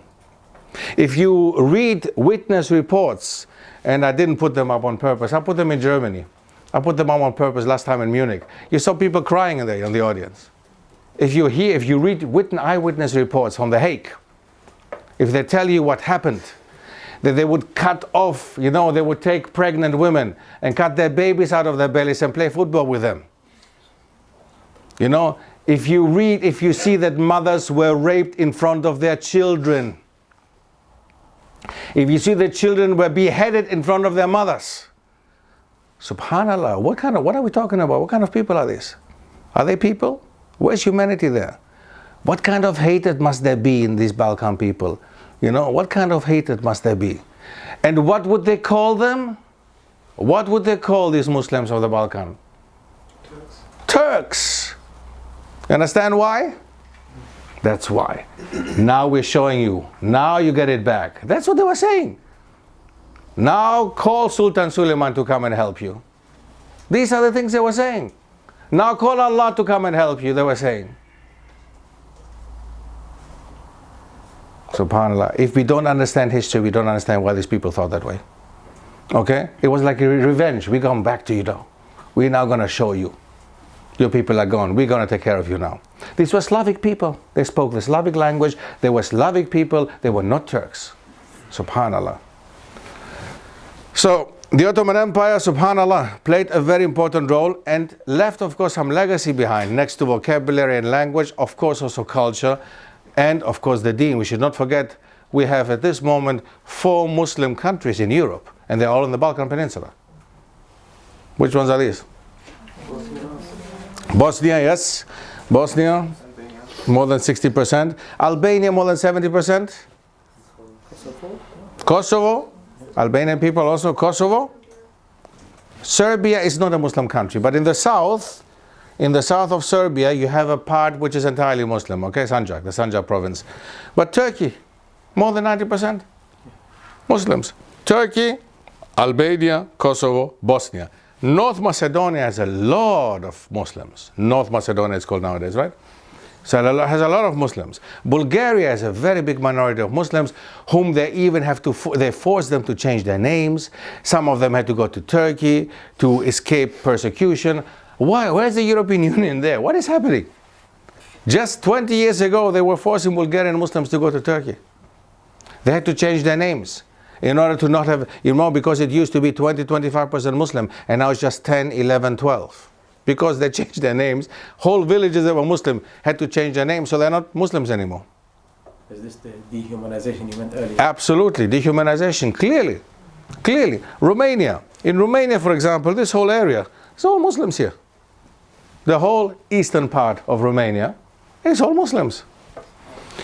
In Serbia, we have a big Muslim minority, of course, still. And Montenegro has Muslim minority, of course, up to Croatia. And in Greece. What they did in Greece, they did something that the Indo-Pakistanis copied later. In 1923, the newly established Turkish Republic. That was in 1923. Turkey became Turkey. Ataturk on the one side and Eleftherios Venizelos on the other side, the Greek side. So you have Greece and Turkey. New countries. 1923. So what did they do? They had a wonderful idea. They thought, why don't we just send our Muslims, the Greeks, to Turkey, because that's what they are. Let them go to Turkey. And then they said to them, you know what? Send us your Greeks over. 2 million people were exchanged. There was a population exchange. The official idea was population exchange. But the unofficial one, obviously there was a genocide, because you know how many people died on the way? You know how many drowned? Nobody raps about it. 1947, Pakistan, India. They copied exactly this idea. They did exactly the same thing, population exchange. Another genocide. Population exchange. Okay, instead of copying something good from Europe, they copy these things. So, but that's a typical Muslim thing again. You see nowadays the Muslims, you go to Pakistan, you go to India, you go to Bangladesh, you see Muslims copying anything from Europe which is bad. Anything that's good, no. No. We're living really in difficult times, absolutely. So, the Balkan Peninsula as it looks nowadays, and you remember that this one used to be called Yugoslavia. There was one country, right? Yugoslavia before the breakup. The two routes that we discussed until now, so on the one hand we had Al-Andalus, Spain, Portugal, of course Sicily and so on, and on the other hand we had the Balkan Peninsula up to Vienna, up to Austria, so up to Greece to Vienna.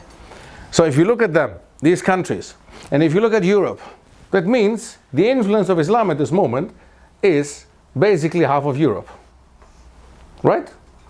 So we have countries like Germany, we have the Benelux countries, we have the British Isles, Scandinavia, you know, what about there? I mean, no Islamic influence in the past just because of the guest workers who came in the 1960s, 70s in the British Isles from Pakistan.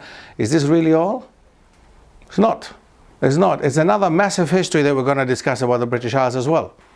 But again, time does not permit to go deeper into it, but we will discuss some details, but because it is important, but time does not permit. I mean, we need, normally what I do with all these different routes, that normally requires a workshop on its own, each one of them, okay?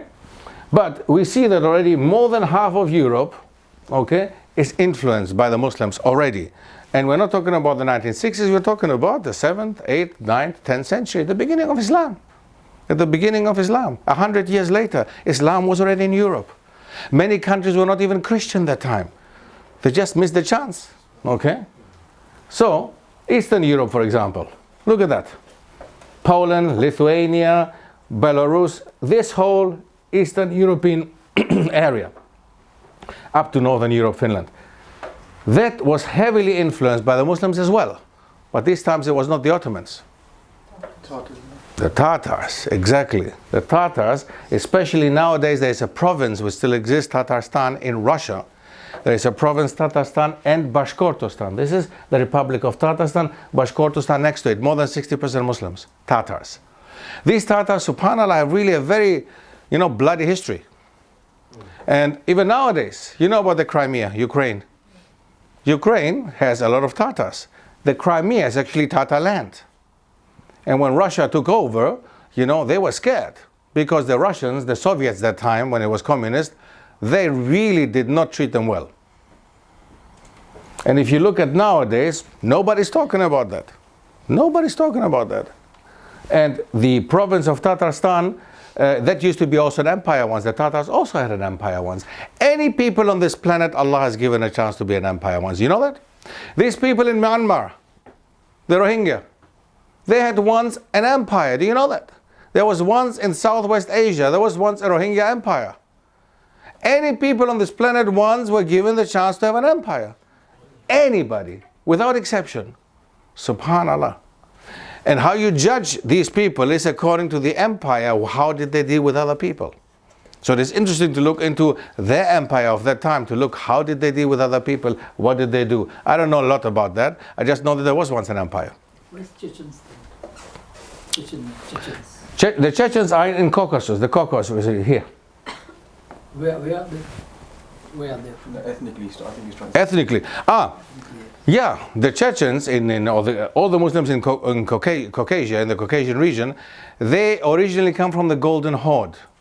The Mongols they came up to Europe, the Mongols, and they got divided into 3 different tribes.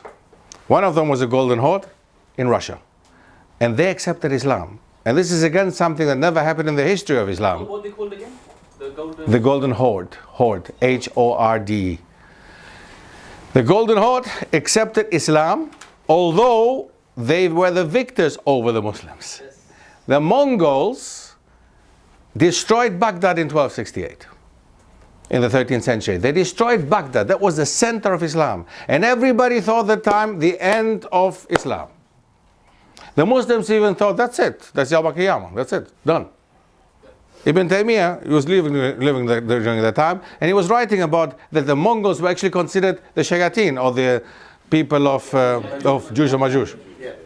So, is it true that, or maybe is it until today, because when you read books of history and stuff like that about what they've done, they were very aggressive people The Mongols? Yeah, extremely they were merciless. Yeah, but you know, you have to compare them also to all the others. The others were not much better. I mean, if you look at the Middle Ages in Europe, for example, they were extremely cruel and barbaric. Yes. With regards to the Mongols, they spread faster than anyone else ever in history. That's true. The landscape. And the empire was one of the biggest in the world, actually, huge. And you know. Not only was that, it was done within 1 decade. That's true. Look at the Mongol Empire. Yeah. Look at this one, massive. They reached Europe within a very short time.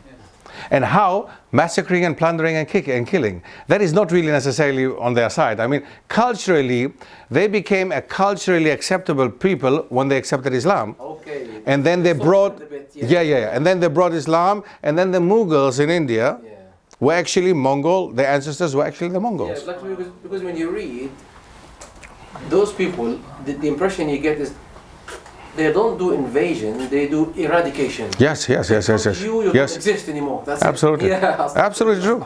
Absolutely. They did. Sheikh, I have a question. It's always bugged me, right? You know, the Mongols, when they took over, right, when they initially took over and Baghdad, they sacked Baghdad and everything happened there, right? Were they the ones who initiated the start of the Ottoman Empire?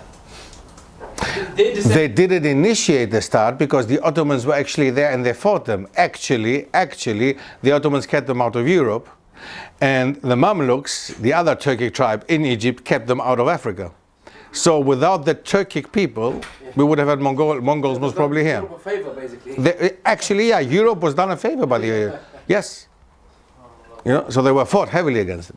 But their descendants, a lot of them helped the conquest of Constantinople from what I've been told. Later, of course, we're talking about the 15th century. 1453 was the opening of Constantinople. By that time, the Mongols had become Muslim already. At least a very big, number of them. Because still nowadays, I met a Mongolian once in Holland, in Amsterdam. And subhanAllah, really a big guy. I mean, I'm not saying that they're all like this, obviously, But it was a big guy, and, he didn't have, it was not the Chinese. Really, you can tell the difference between a Chinese and a Mongolian. And he was a Muslim, mashallah. He was Muslim. So I said, are there Muslims in Mongolia? He said, yes, there are Muslims in Mongolia still nowadays.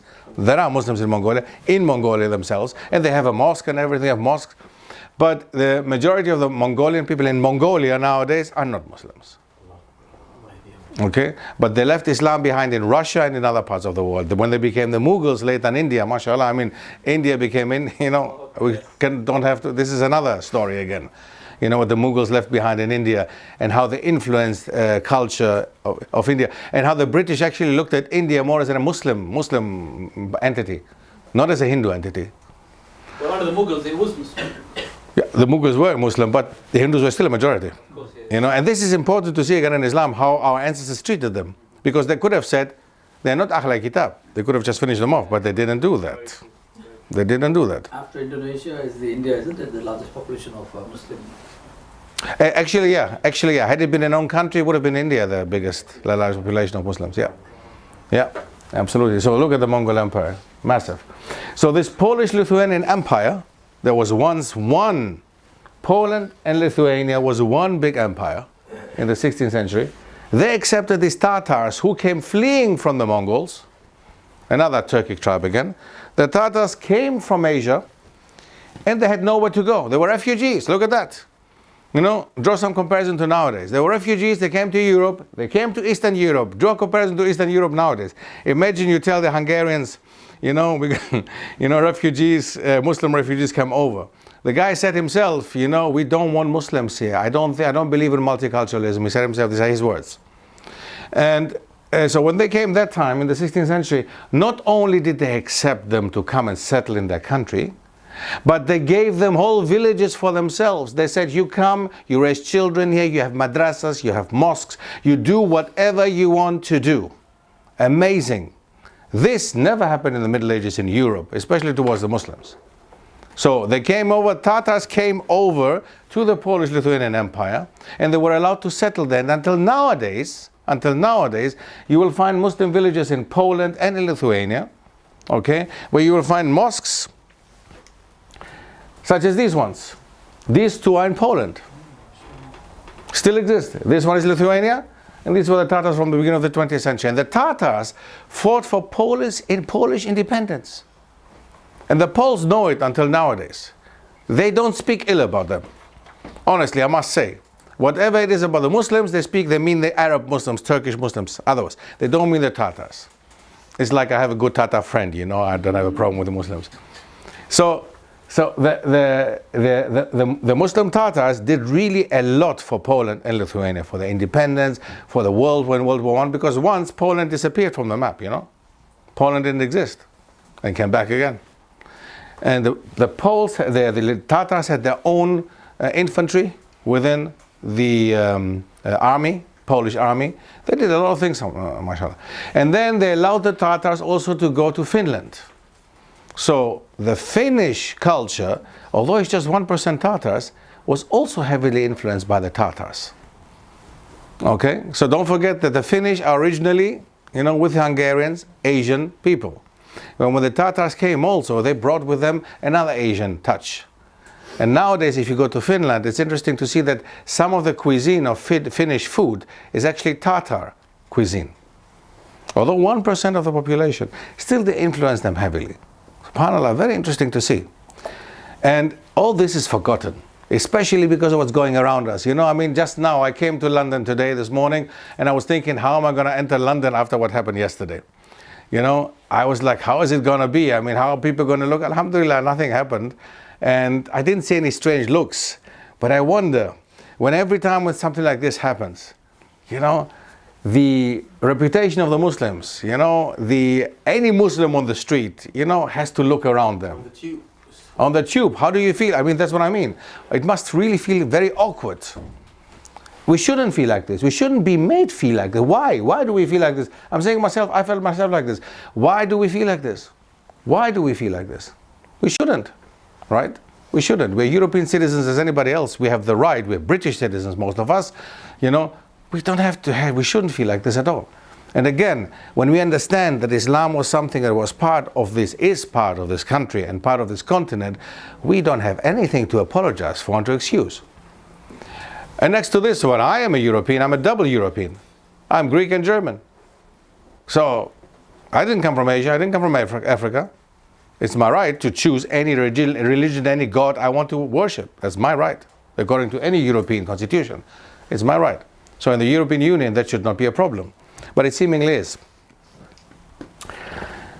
Now, the Ottomans, you know, Turkish people as they say. So can we say that? No. Why not? Because it was a dynasty, it wasn't based on ethnicity. Okay. Does anybody know when they started, by the way, when this dynasty started? 23. The dynasties of the nation states? No, when they started. 13th century, wasn't it? Sorry? 13th century. Yeah, when exactly? 1250 something. 1299. 1299. Okay, 1299.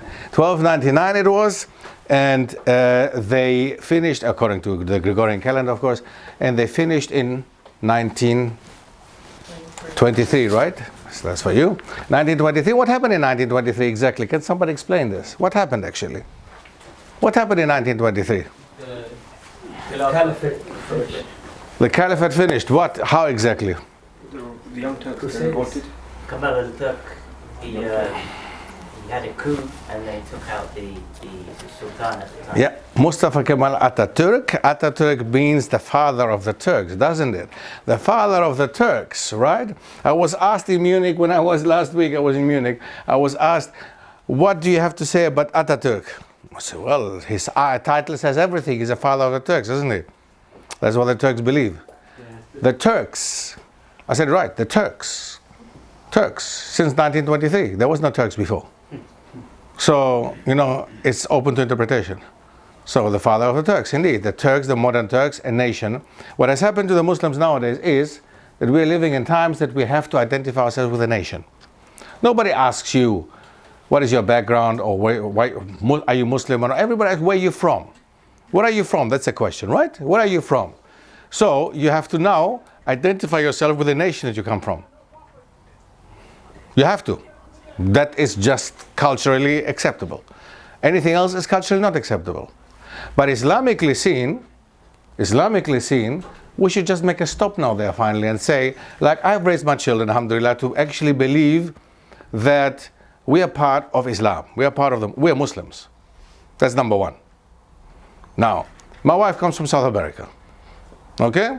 Now, difference in color, difference in background, difference in language.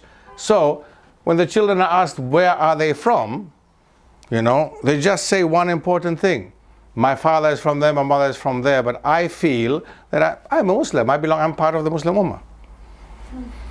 Many of our children don't think that way. Don't think that way. When you tell them where they're from, Bangladesh, Pakistan, India, whatever, right? But we have to understand that we are part of the Ummah. The nation that we believe in Islam is the Ummah, and not any kind of nation from wherever we come from.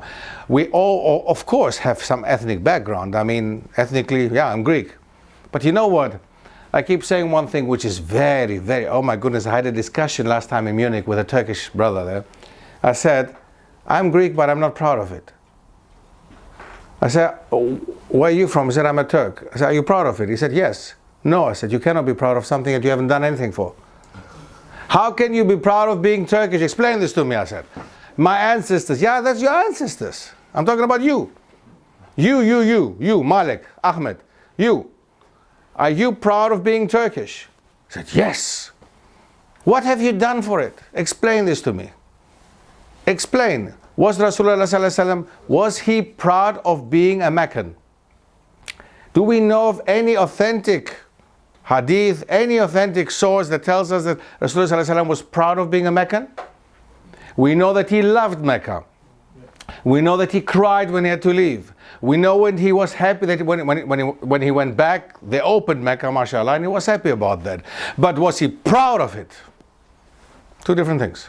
Being happy, nice, that you come from a certain place, nice. But being proud, I doubt it. He did say, without opposing, he did say that he was from the best of lineage and he was proud of that. Lineage. Lineage. He was talking about his lineage. Yeah. Right? He did not say, I'm proud of being Meccan. Did not say that. That's a big difference. You can be happy about your lineage. Yes, that's nice. You know, nowadays I remember this brother in Yemen. Hey, I can show you my lineage. I can show you that I come from Prophet Muhammad sallallahu alaihi wasallam. Yeah, brother, that's fine. That's nice. But you know what? Do you pray? You know, I mean, so I pray 5 times a day, but my lineage is not from Mecca. So who? Yes. Sheikh, isn't this again, without opposing what you're saying? Isn't this also sometimes a good thing for example, for the Turks, especially nowadays, for them to realize that they came from this amazing Ottoman Empire that was Muslim? No, they don't come from there. Okay. A Turk doesn't come from the Ottoman Empire. A Turk comes from Turkey in 1923. Oh, okay, forget that. You know what I'm saying? You understand what I'm saying? Yes, they would now, I would have, yeah, if I say something like this, they would lynch me. But the point is they have to finally understand that they have been raised in this secular, nationalistic type of thinking. You know, I saw a video, I do not know how true that is. I do not know, but it has gone viral actually. A video of children, have you seen that? Teachers taking children out on the National Day of Turkey. They make them worship, making sujood in front of Atatürk's photo. They're making sujood. Have you seen that? Yeah. Is it true? String thing, isn't it? Like a, yes. Like Yes. Is it true? I mean, it has to be secular. Yeah. I mean, it's not secular anymore. It's like beyond catastrophe. Yeah. You know, I mean, I cannot believe that it's true. But I do know that they worship him. And I know that mayors in Turkey, for example, recent mayors under the AK party, for example, I know of a case of a person who actually took Atatürk's statue away from the village. And when he was questioned about that, he said, no, hey, we keep him so that he doesn't get from the sun rays, you know, that he doesn't get hot. So we keep him inside. We keep him inside. You know, that was made a big thing in Turkey at that time. You know, he's mocking him and he said, whoa, impossible. So even nowadays, despite what is happening around us, despite the new party, despite the AK party itself, which we know that actually is doing as much as they can, despite that, still you will have people being strongly secular, nationalistic, I would actually say many of them say they're not even Muslims. They clearly say that we're not Muslims. We don't believe in that. We don't believe in the Quran. I think same is happening in Syria as well right now. Syria is another sad case, yeah.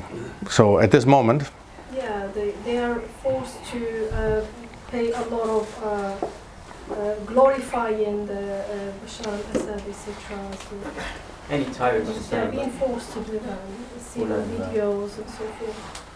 in the areas which is still, I mean, Damascus, for example, or something, you know. So is it quiet now? I mean, what's happening now in Syria? It's the same. There are still fights, and I guess. I guess people are just fatigued, I guess. Yeah. Outcry. I think they would just say, whatever it is, let's just stop the war, you know, whatever it is, right? I can imagine people come to that point. Yeah, because obviously when Muslims get to a point of helplessness, you fatigue from the outcries. Stalemate. And then you just realise, look, how much energy do we have to raise awareness and cry about this? And everyone just has a level of fatigue, and we all blameworthy to an extent, you know? Absolutely. Absolutely. I mean, the Bosnian War was a war of 3 years, but what happened during that time, there was an end to it. Now, what's happening in Syria now, much longer than 3 years, and it has been going on for a long time now, and people are really actually fed up with hearing about this anymore. It's like, okay, whatever. You know, we've come to that point. And this is quite dangerous, I think, for Muslims to come to that point to say, like, hey, you know, our brothers and sisters are really, really in dire need. We have really issues here. And the whole Muslim world at this moment is really struggling. Don't forget the Uyghurs in China. I mean, what about that? And the thing is, as the brother mentioned, in China, Islam was established during the time of Rasulullah, shortly after Rasulullah, the Sahabi even. 1,000 years ago, Masjid. Sahabi, they're absolutely, absolutely. Like Sa'd ibn Abi Waqqas. Yes, Sa'd ibn Abi Waqqas, he was sent actually, yeah, absolutely. Exactly, yeah. I didn't mention the situation of Muslims. It's difficult there. Very difficult. You know, I'll go to the masjid, I have to go through the airport scan machine there. At the end of the masjid. You go to masjid. Yeah, you go through like the airport scan machine, yeah? Like that, you go through it. Where was that? Security guy in Beijing. In Beijing. Yeah. Yeah. You're not allowed to look like I think the Chinese use the same rhetoric like Turks and stuff like that. They call them. They're even worse. They're actually even worse, you know. They have clearly... They have to worship their the leader. emperor now. It's the same thing. They force Muslims to do things like that. Yeah, subhanAllah. So it's the same as any tyrant through the time Yeah. of humanity. Yeah, it's really all the same, isn't it? I mean, there is no big difference. Absolutely, yeah. So I'm just saying, I'm conscious of time, like, we used to be able to cover stuff about the British Army. Yes, we're going to do it now, inshallah. Yes. I know. One thing before we come to British Isles, I wanted to quickly mention also the Vikings. Make a really, I think this is an important point actually, what's come up, because you've mentioned it quite a few times now, that the Mongols, the Turks, they ransacked Baghdad, they took over the Middle East, but then when they went there, they adopted the Islamic culture. And seeing as we were talking about the Turks, we were talking about the Uthmanis, you know, historically, it was very normal thing for communities and races of men and tribes, whatever else they did, rape, pillage, plunder, war, fight, battle, trade, whatever they did, there was also a genuine exchange of ideas, to the extent that people would just hear the idea and think, this is actually true, and I'm going to convert to this. And we see this during the time of Rasulullah with the uncle of Khadija radiallahu anhu, cousin of Khadija radiallahu anhu. We see similarly this happened with the Malaysians and the Not only people like using Indonesia and Malaysia as an example, but not only. Actually, the whole of Africa, because of trade, the whole of Africa reverted to Islam, and not because of missionarism or what kind of. No, not all that. I mean, actually, you preempted me a little bit there. Because I was going to give these examples of, for example, the third oldest masjid in the world is in South India, and there was a king there who heard of Rasulullah sallallahu alaihi wasallam. And this is you can research it, but he heard of Rasulullah. He took his entourage, who told him there was this man, because they used to trade a lot with Arabia. So he travelled over and he went in disguise with his entourage, and from a distance he heard Rasulullah sallam give a bayan. He was convinced and said, this is the truth. he went back and he told his people to build a masjid, and that masjid is still there. And similarly, you know, in North America, they still have examples of 9th century pottery, which has the Shahada written on it, which means that the Native American Indians, again, they heard and they converted. This is a very normal practice, but unfortunately over the last 20th century, there was erased, yes. Very unusual, and we've become used to this diet of identifying with either a nation or a celebrity. Yeah. You know, so I love Sheikh Mujib because I'm from Bangladesh. I love Muhammad Ali Jinnah. Everything he wanted to do it exactly how Rasulullah said. No, he didn't. He didn't, if you study his history. I'm sorry to upset any brothers.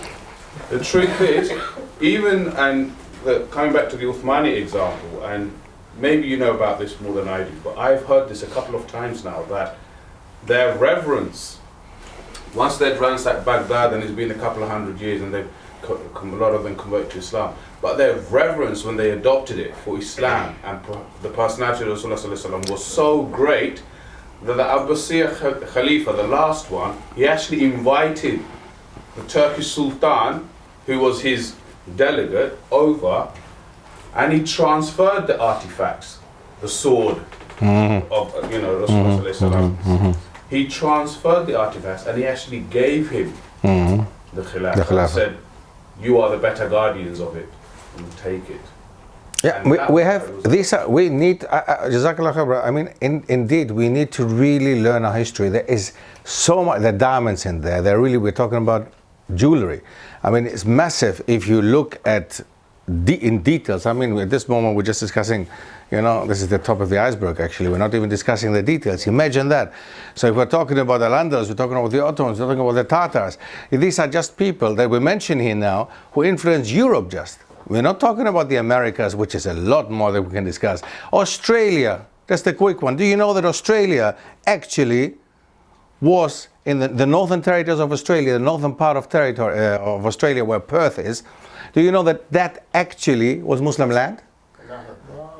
They were trading with Indonesians. In what time? Before Captain Cook. We're talking about the 14th century, 15th century, before Captain Cook arrived, before the British arrived there. After Indonesia?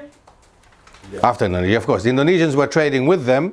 And what was happening that time, just quick, the Indonesian Muslims loved seaweed. And it's still, I think it's a delicacy in Indonesia. I don't know what it tastes like, actually. What is that exactly? But anyway, they love seaweed. Is it nice? Have you tried it, yeah? It's good for you. Yeah, it's good. I heard it's healthy, yeah. So they would go to the Australian northern coast and they would get it from there. And they would pay the Aborigines for that. Listen to that. Look at the difference. They didn't nick it, they paid them. They did not kill them to get the country, to get the land for themselves because, hey, I'm here. Of course, they were much more advanced, you know, than the Aborigines living in Australia. But they would pay them. So far it went, the Northern Territories, the northern part of Australia, villages there were mainly Muslim villages. Traders from Indonesia had come and settled there. And they were married to Aboriginal women who accepted Islam. This is all hidden. Now there's a museum in either Sydney or Melbourne, in one of the two cities in Australia. There's a museum where you can get this information from. It's there. Documents from that time. You can find documents from that time that indeed there were Muslims living in the Northern Territories of Australia. There were Muslims who discovered Australia. Australia wasn't waiting for the right guys to go discover them. It was there. It existed, exactly. So the word discovery is for us, Europeans. That is a Eurocentric mindset. We didn't discover Jack. We were lucky that we discovered Europe. You know, they actually discovered us. You know, and what a poor discovery it was. You know? So I'm sure that any Native American, any African, any Australian would wish not to have any contact with Europeans. Yes. If they knew the history. You know, imagine if you look at our history, our European history. You know, if you look at our European history, it's pathetic. European history is full of massacres, bloodshed, you know, full of wars, discrimination against people who are not European especially, but even amongst themselves they have a problem. So, and this is a civilization we are trying to follow, we are trying to copy. Subhanallah, where are we? You know, we must be really very low to have the ideal of some kind of European, you know, society and civilization which is so much higher than Islam. SubhanAllah, when Islam was ruling the world, there was nothing like massacres and pogroms. I will keep saying that to the Jews, for example, last time. Don't forget, when the Jews had to leave Al-Andalus, they went to Muslim land. They went to the Ottoman Empire to find refuge. Two big golden times of the Jews. One was in Al-Andalus, the other one in the Ottoman Empire. There is no way, and another thing again from my history, when people say, they keep saying that, anti-Semitism, anti-Semitism, now it has become a stop word. It's a typical thing to call a Muslim, because there's a problem with a certain country, to call them anti-Semitic because you say something against a certain politic of a discriminatory country, of a certain country that's racist policy. So if you say that, suddenly you are anti-Semite. Since when? Since when? Were we Muslims ever anti-Semitic? And you have to learn our history to understand that in the contrary, Jews had refuge in our countries, in our Muslim countries, and the Muslim world actually accepted the Jews fully handed. Constantinople would have never been built without the Jewish help that the Sultan Bayezid invited them over to come from Al-Andalus at that time. He said to them in 1492, when they had to leave Spain, they even sent ships out to get the Jews to Constantinople. And they built Constantinople. Istanbul nowadays. So, you know, how can you talk about anti-Semitism with this history? But we need to know that. So we don't know. We need to know that. With regards to the last thing, the British Empire, oh, there's so many other things. But the British Isles. Have you ever been to the British Museum of London? Well, British Museum here. Right? Yeah. Have you ever been to the coin section? Have you seen the coins I'm talking about? What? What are the coins? Which one? Yeah, which ones?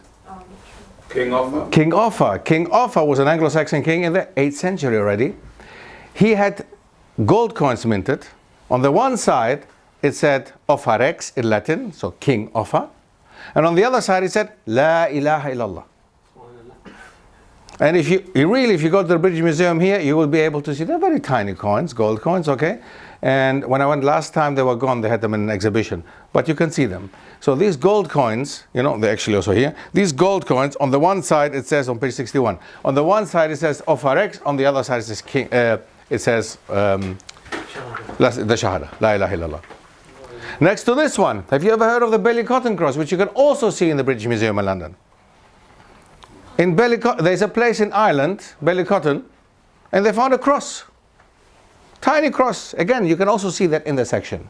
And this cross, in the middle, it says the Basmala. It has Bismillah. The cross, the Christian symbol, has a Bismillah in there. And you ask these people, and you tell me, like historians, can't you tell me why? How come? We don't know. We don't know. It's inconvenient to know, isn't it? What's happening? And we're talking about 8th century, beginning of Islam. Look, and as we said, many people here in Europe that time were not Christianized yet. They were not Christianized yet. What religion were they then? Pagans. Of course, the Hungarians until the year 1000, they were pagans.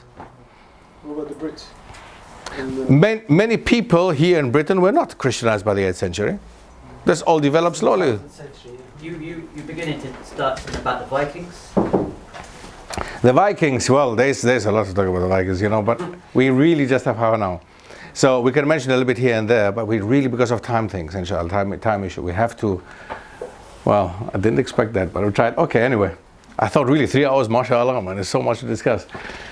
Okay, we'll come back to that, inshallah, yes, we're coming back to the Vikings. But with regards to the Vikings, because it is important for this country as well, because there is a common root with the Vikings, of course. Don't forget that. Anglo-Saxon, the Vikings in this country. There is Viking blood amongst many white English people. And the Vikings, there was once a time, Ibn Fadlan was sent, he was an ambassador, diplomat. And have you ever seen this wonderful movie, The 13th Warrior? Yeah. If you can watch it, of course it's Hollywood, but there is a lot of truth in there. And this person they have there, the Muslim diplomat, is actually a copy of Ibn Fadlan. And he is shown, you know, going to Scandinavia. And there was a time that we know, according to sources, that he discovered that he found 5,000 Vikings who had accepted Islam on the spot. 5,000 Vikings in Sweden. That was in the 10th century. In the 10th century, there existed even a wooden mosque for them. They had a wooden, typical Scandinavian Swedish mosque that was established for them there. These sources come out slowly, guys, and the problem that we have now with Scandinavia, we don't have Muslim researchers there at all. I mean, we don't have Muslim researchers anywhere, but Muslim researchers in Scandinavia are very rare. Okay, very rare because of the policy of Sweden, Denmark, Norway, very difficult. So the other thing that they discovered as well, they found a tomb of a Viking woman.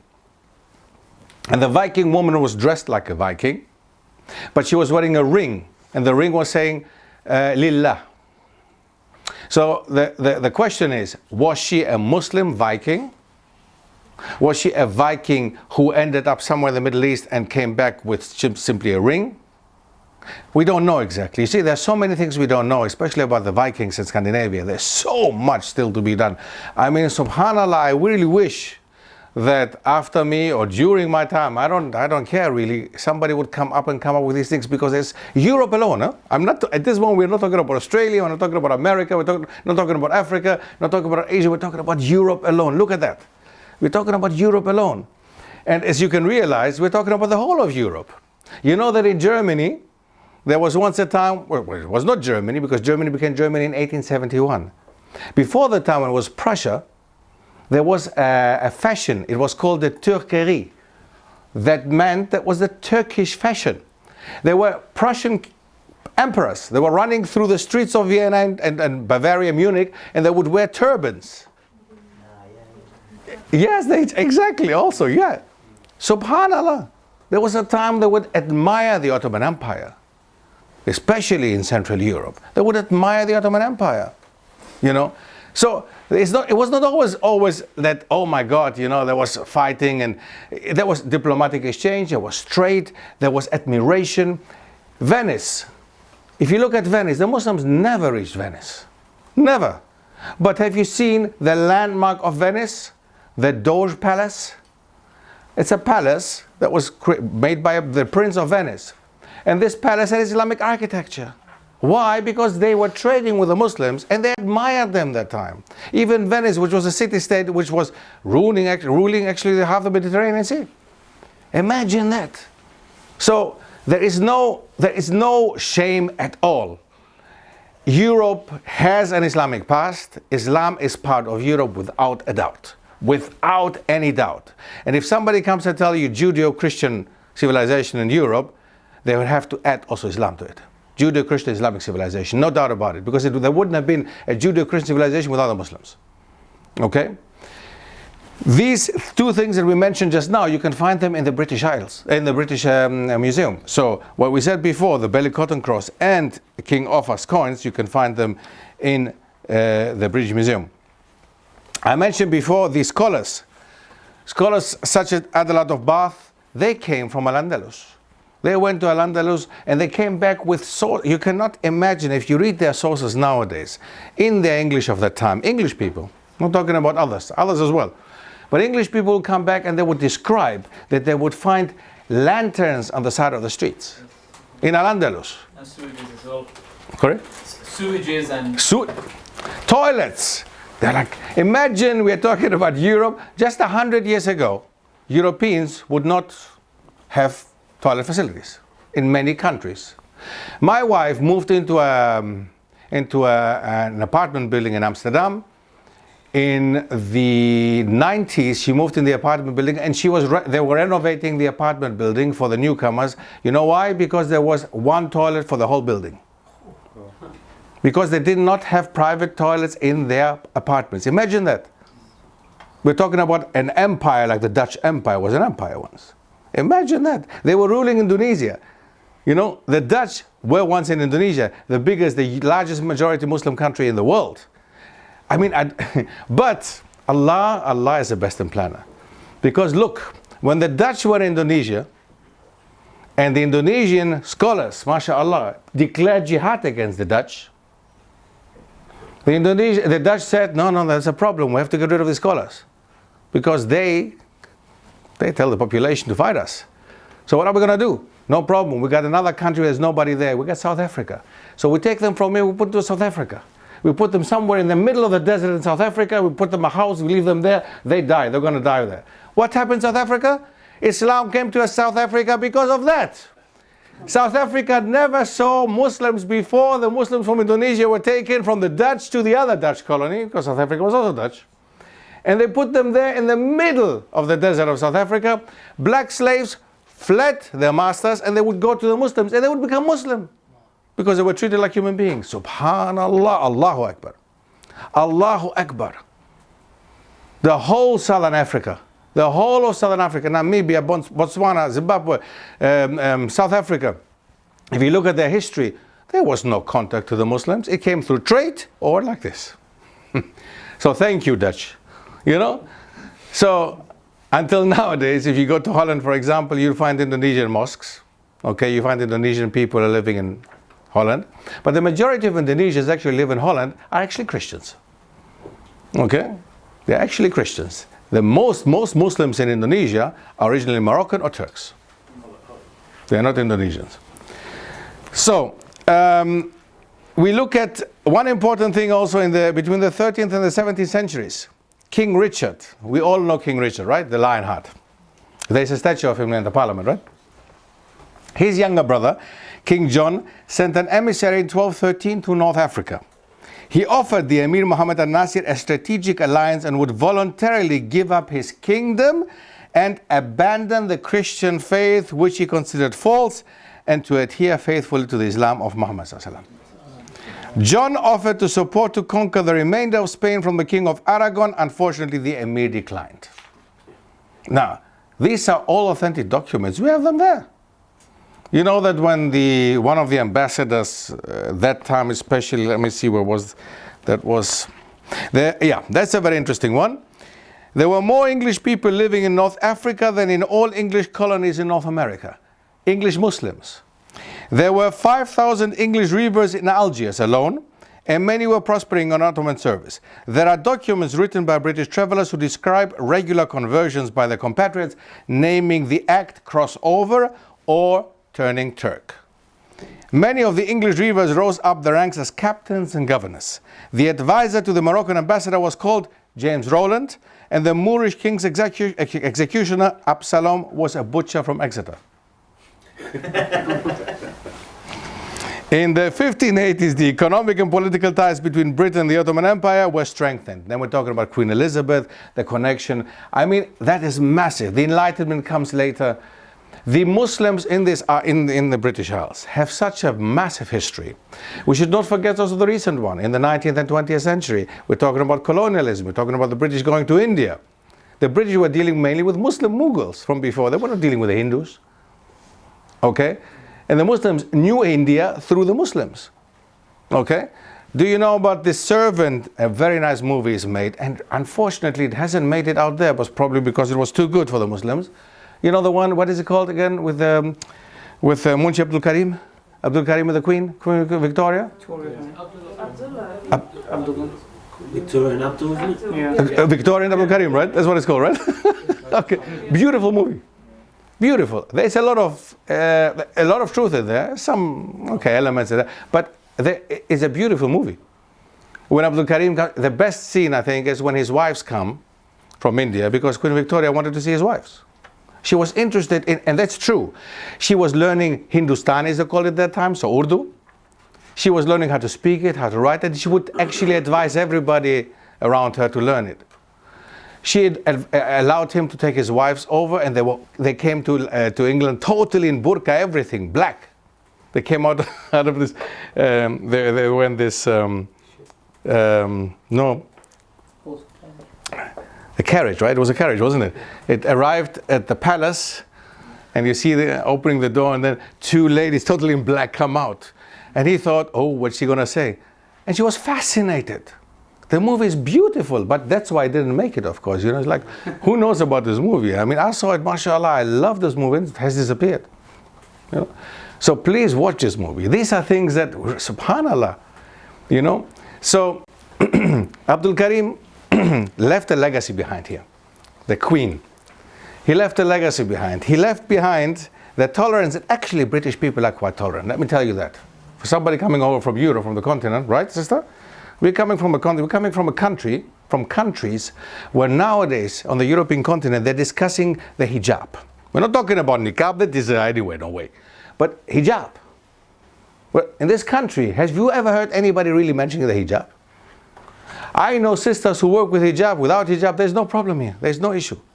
The hijab keeps people back from working in Germany, in Austria, in Switzerland, in France. Not only working, but even going to school, university. You know, subhanallah, where are we? So we have to see these things. We have to, you know, what is good has to be mentioned. That's it. And that's definitely part of this society which is good. So, another important thing is Monchi Muhammad Said on page 66, the ones who have. As early as 1777, Monchi Muhammad Said from Bengal was advertising for pupils in London. He was teaching. Some years later, in 1784, the famous Sheikh Dean Muhammad came to England and set up an Indian bath and shampooing establishment in Brighton. Now, he was so successful that he was appointed shampooing surgeon to His Majesty George IV. His book is the first work published in English by a Muslim in Britain. He was a shampooing surgeon because he basically took soap over from India. SubhanAllah, we're laughing, yeah. Pathetic, right? 19th century, Victorian England. They didn't know what soap looked like. They didn't know soap. You know? So how did they use They didn't bath. Don't come and ask me, please. They didn't. They didn't bath. You know? They didn't bath. They didn't wash. I just told you about Amsterdam. I just told you. You know, they used to urinate and throw the bucket out the window. Yeah, that's true. That is true. The streets were still. That is true. The streets, yeah, that's true. That is true. That's why there was so much disease here. True. Multiple plagues hit. Yeah, they got rid of the plague because they started washing. They discovered that they could wash. So imagine, yes, imagine. I mean, this is not just taken out of, you know, to make them look bad or something. I'm European myself, you know, whatever. Alhamdulillah, Muslim, alhamdulillah. So, I mean, imagine crusaders went to the Middle East. You know what? They came back with washing hygiene. They started washing. And people started like, what's wrong with you, man? Look, you behave like a Muslim. Yeah, I'm washing. You behave like a Muslim. The Norman king, for example, of Sicily, Roger, when he took Sicily from the Muslims, he was one of the only Christian tolerant kings, but he knew Arabic, he grew up amongst Muslims, and he had, on his court, he had actually Muslims. And he would bath nearly every day. It would go so far that the church had a problem with him because he would bath like a Muslim. Like, what, are you Moor? Why are you bathing so many times? Bathing, washing was an anathema for the church. It was a problem. What's wrong with you? That's what the Muslims do, not we. And these are Imagine. people we look up to. These are people, yeah, but that's what I'm saying. That's what I'm saying. Because now we look in the 21st century and we're saying, look, technology and everything. Technology, agriculture, you know, everything that we know nowadays that was actually modern in France that time, or in Spain or in Portugal, came through the Muslims. Culture, they're talking about French culture. And I remember how we were talking about, you know, because I did Romance linguistics, in there we had to learn French and French culture. You know, we had to be busy with their culture, whatever this might be. But they were talking about, do you know Asterix and Obelix, any one of you guys? I mean, here, yeah, you of course know it, of course, you know. We in Europe, on the continent, mashallah, we grew up with Asterix and Obelix. By the way, I was in Germany last time, they came up with a new one, beautiful one, mashallah. So Asterix and Obelix, a very nice comic, guys, very nice. And there is a guy, Trubadix. He plays the harp. He's a troubadour. What is a troubadour? What was that? They developed in the 10th century after the Muslims had left, and they left behind poetry. What is poetry? The Arabs, we know, before Islam already, if there was something they had in culture, then it was poetry. So the Muslims in France left behind something that has become French culture, as well as the azulejos. Have you ever seen these tiles, beautiful in a blue type of, you know, in Portugal and Spain, you take them as souvenirs with you because you went to Portugal or Spain? That's Muslim culture. The Muslims left this behind. Okay, where to start and where to end? Where to start and where to end? Really, a massive history, massive topic with regards to the Muslims in Europe. And really, I just don't know. I mean, where to start? We can start somewhere with Islam and finish somewhere. It's massive, massive. Don't forget, nowadays, we're living in the 21st century now, but London has become the center of Muslim civilization and culture in Europe, without a doubt. If you look at the possibilities we have alone doing something like that here and talking about that, you know, believe me that in certain parts of Germany or other parts on the continent, I wouldn't have been able to do something like that. you know, without having to, you know, to explain later somebody who waits outside for me what I did.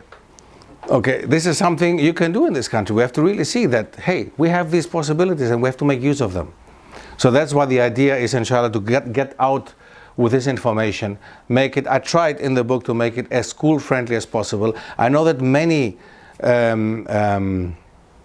parents in this country, we spoke about it before, many parents in this country, because we have the opportunity to homeschool our children, many of us do that. Now I think it's ideal for homeschooling parents, okay? So make use of that. We have the chance. It's the only country in Europe that we can homeschool, really. You cannot do that in Germany. You end up in prison if you want to homeschool your children. Here you can homeschool your children. SubhanAllah, what is that? Liberty. We don't know what we have. I mean, wow, it's amazing. Yes, looking at the time. Any questions, anything that you want to ask? Yes? Yeah. So you mentioned, okay, when things started, how we're established, but you didn't speak about the collapse. The collapse? You didn't speak about the end. Why? How? Where? When? What happened?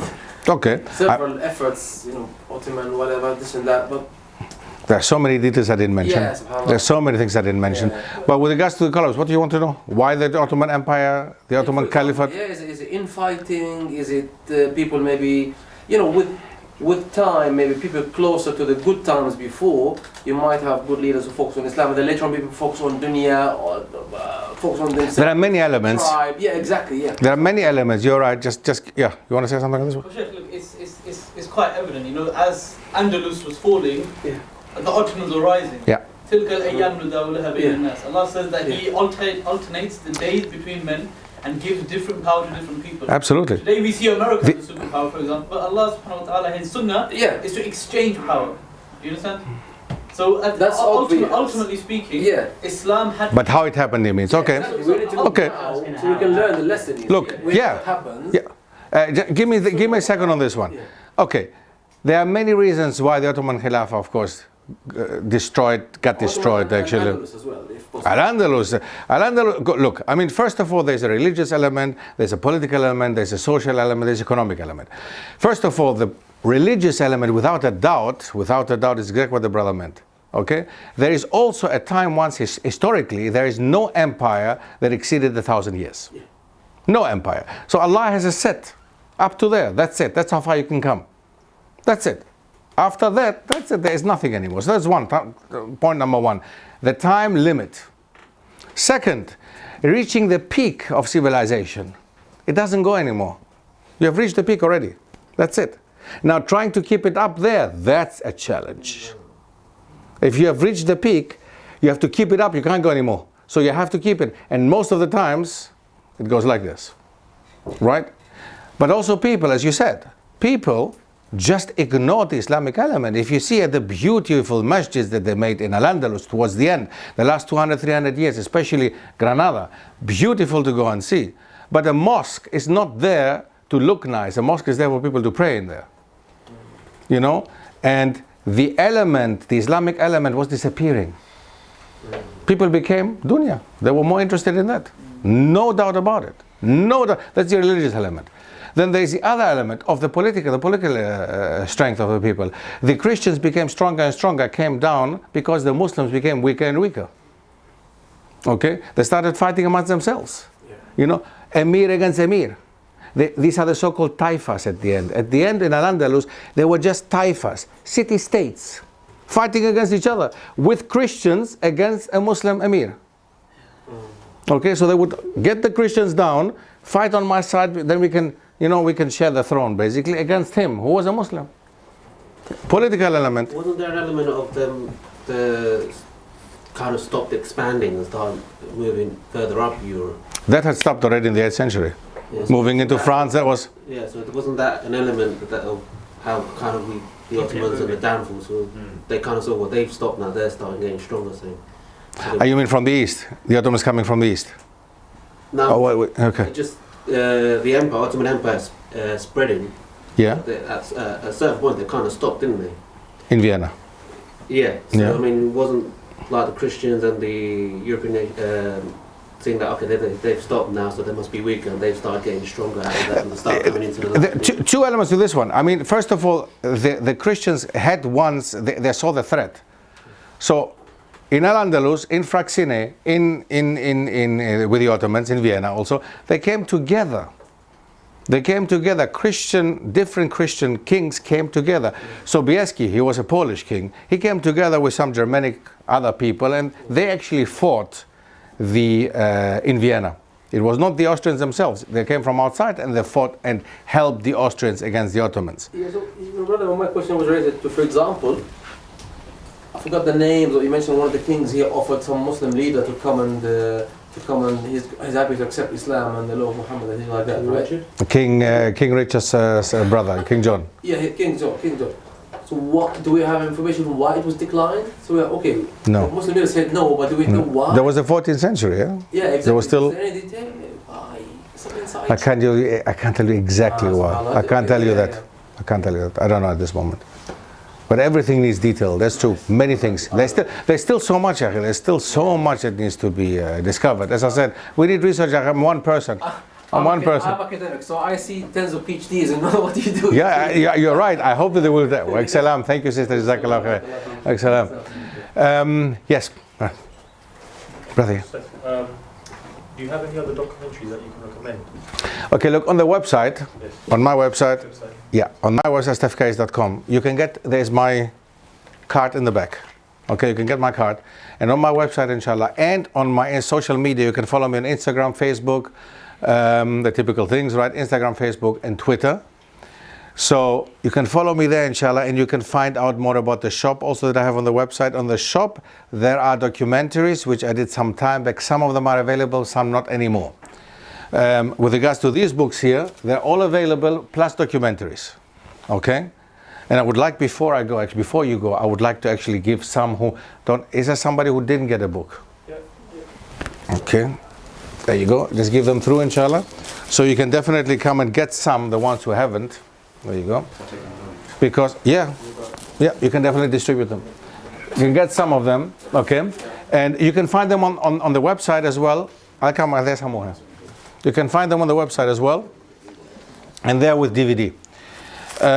Important is one thing, to get out with this history. I'll just give it through.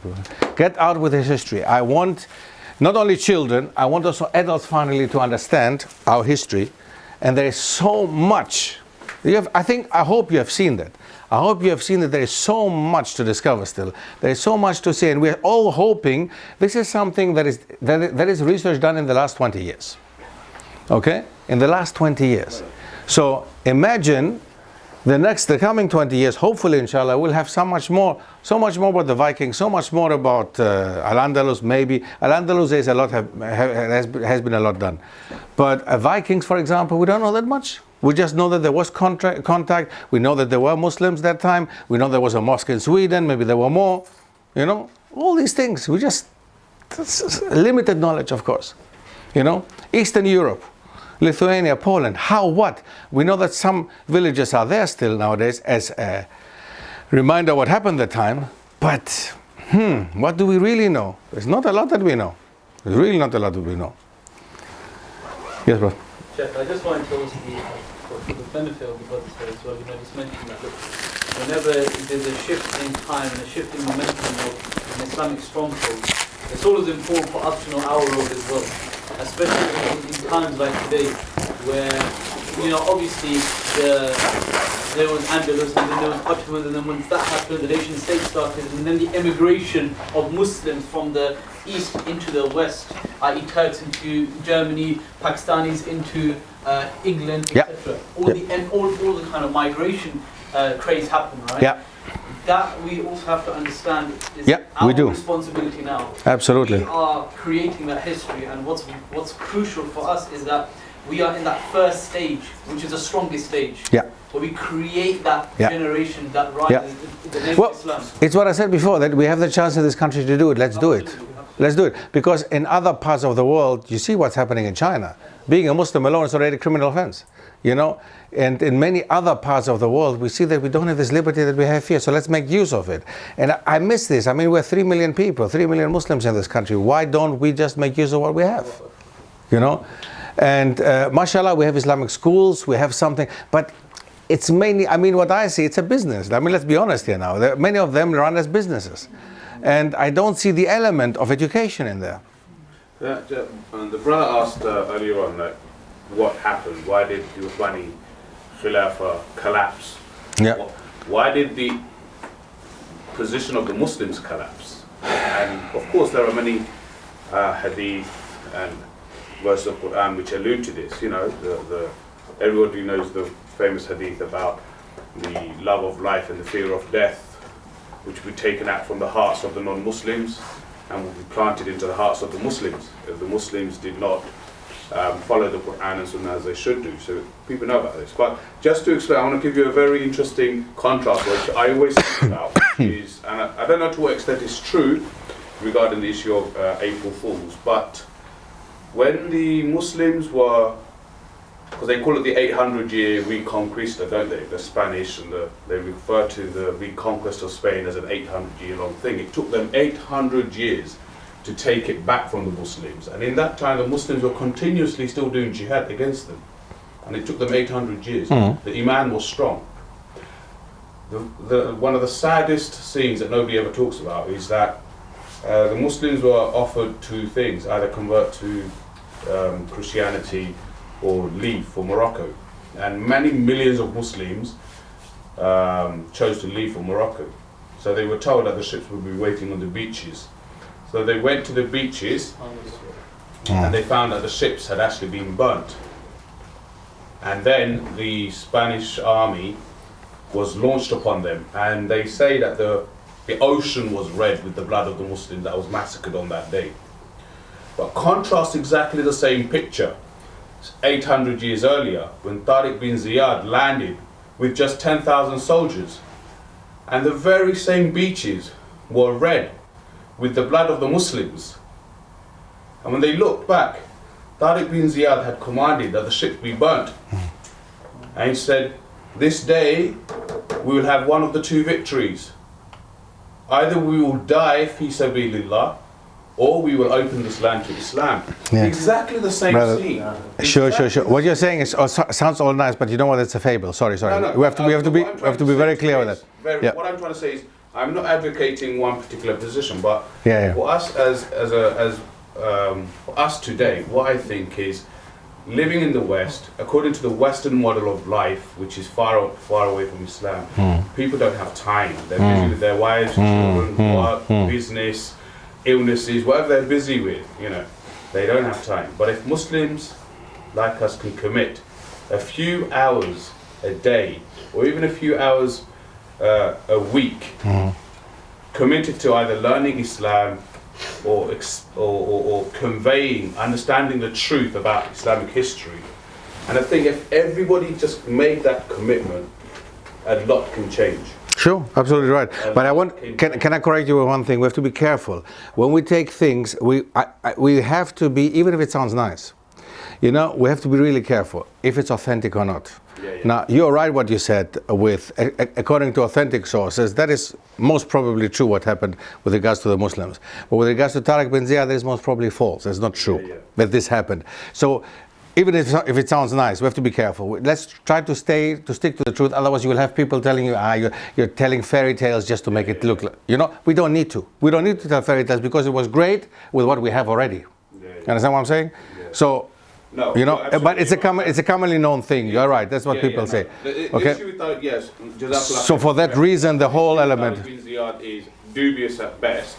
But for me, it was the contrast. What I'm trying to say. There's a clear contrast without. On one, it's the same scene, but in one we were on the defensive, and on the other we were on the offensive. And the difference is, what was our focus? Our focus was we need to back away from the battle. And really, our focus should be learn your deen, learn your history, and take the message out, even if it's a few hours a week. Thank you. Yes, brother. Just before, yes, to conclude, yes. I've been in this country since 1964. Essentially, people in this country, as you said, it's a freedom for us to practice Islam. It's more than that. People in this country are, I'm talking about the people of my generation, 60s, who were in this country when I arrived. They're good people. They're open to dawah and they're open to goodness. And that's something we should never forget. And I'm speaking from experience. I've lived in this country. Jazakallah khair. MashaAllah, the nice conclusion. Bear that in mind all the time. People essentially in this country are good people. Jazakallah khair. And that you cannot take away. As well as freedom that you highlight. Jazakallah khair, absolutely great. Jazakallah khair. Yes? Yes, brother. So me? Yes, yes, yes. Sorry, somebody sent a video about, the Queen linking it to lineage of Muhammad Sallallahu Alaihi Wasallam. Is that true? Allah Alam. I don't know. I saw it, but if I don't know, I say I don't know. I don't know. But you know what? It's not important. It's not important. We're trying to find some things because the position we're in as Muslims nowadays, we're very weak, right?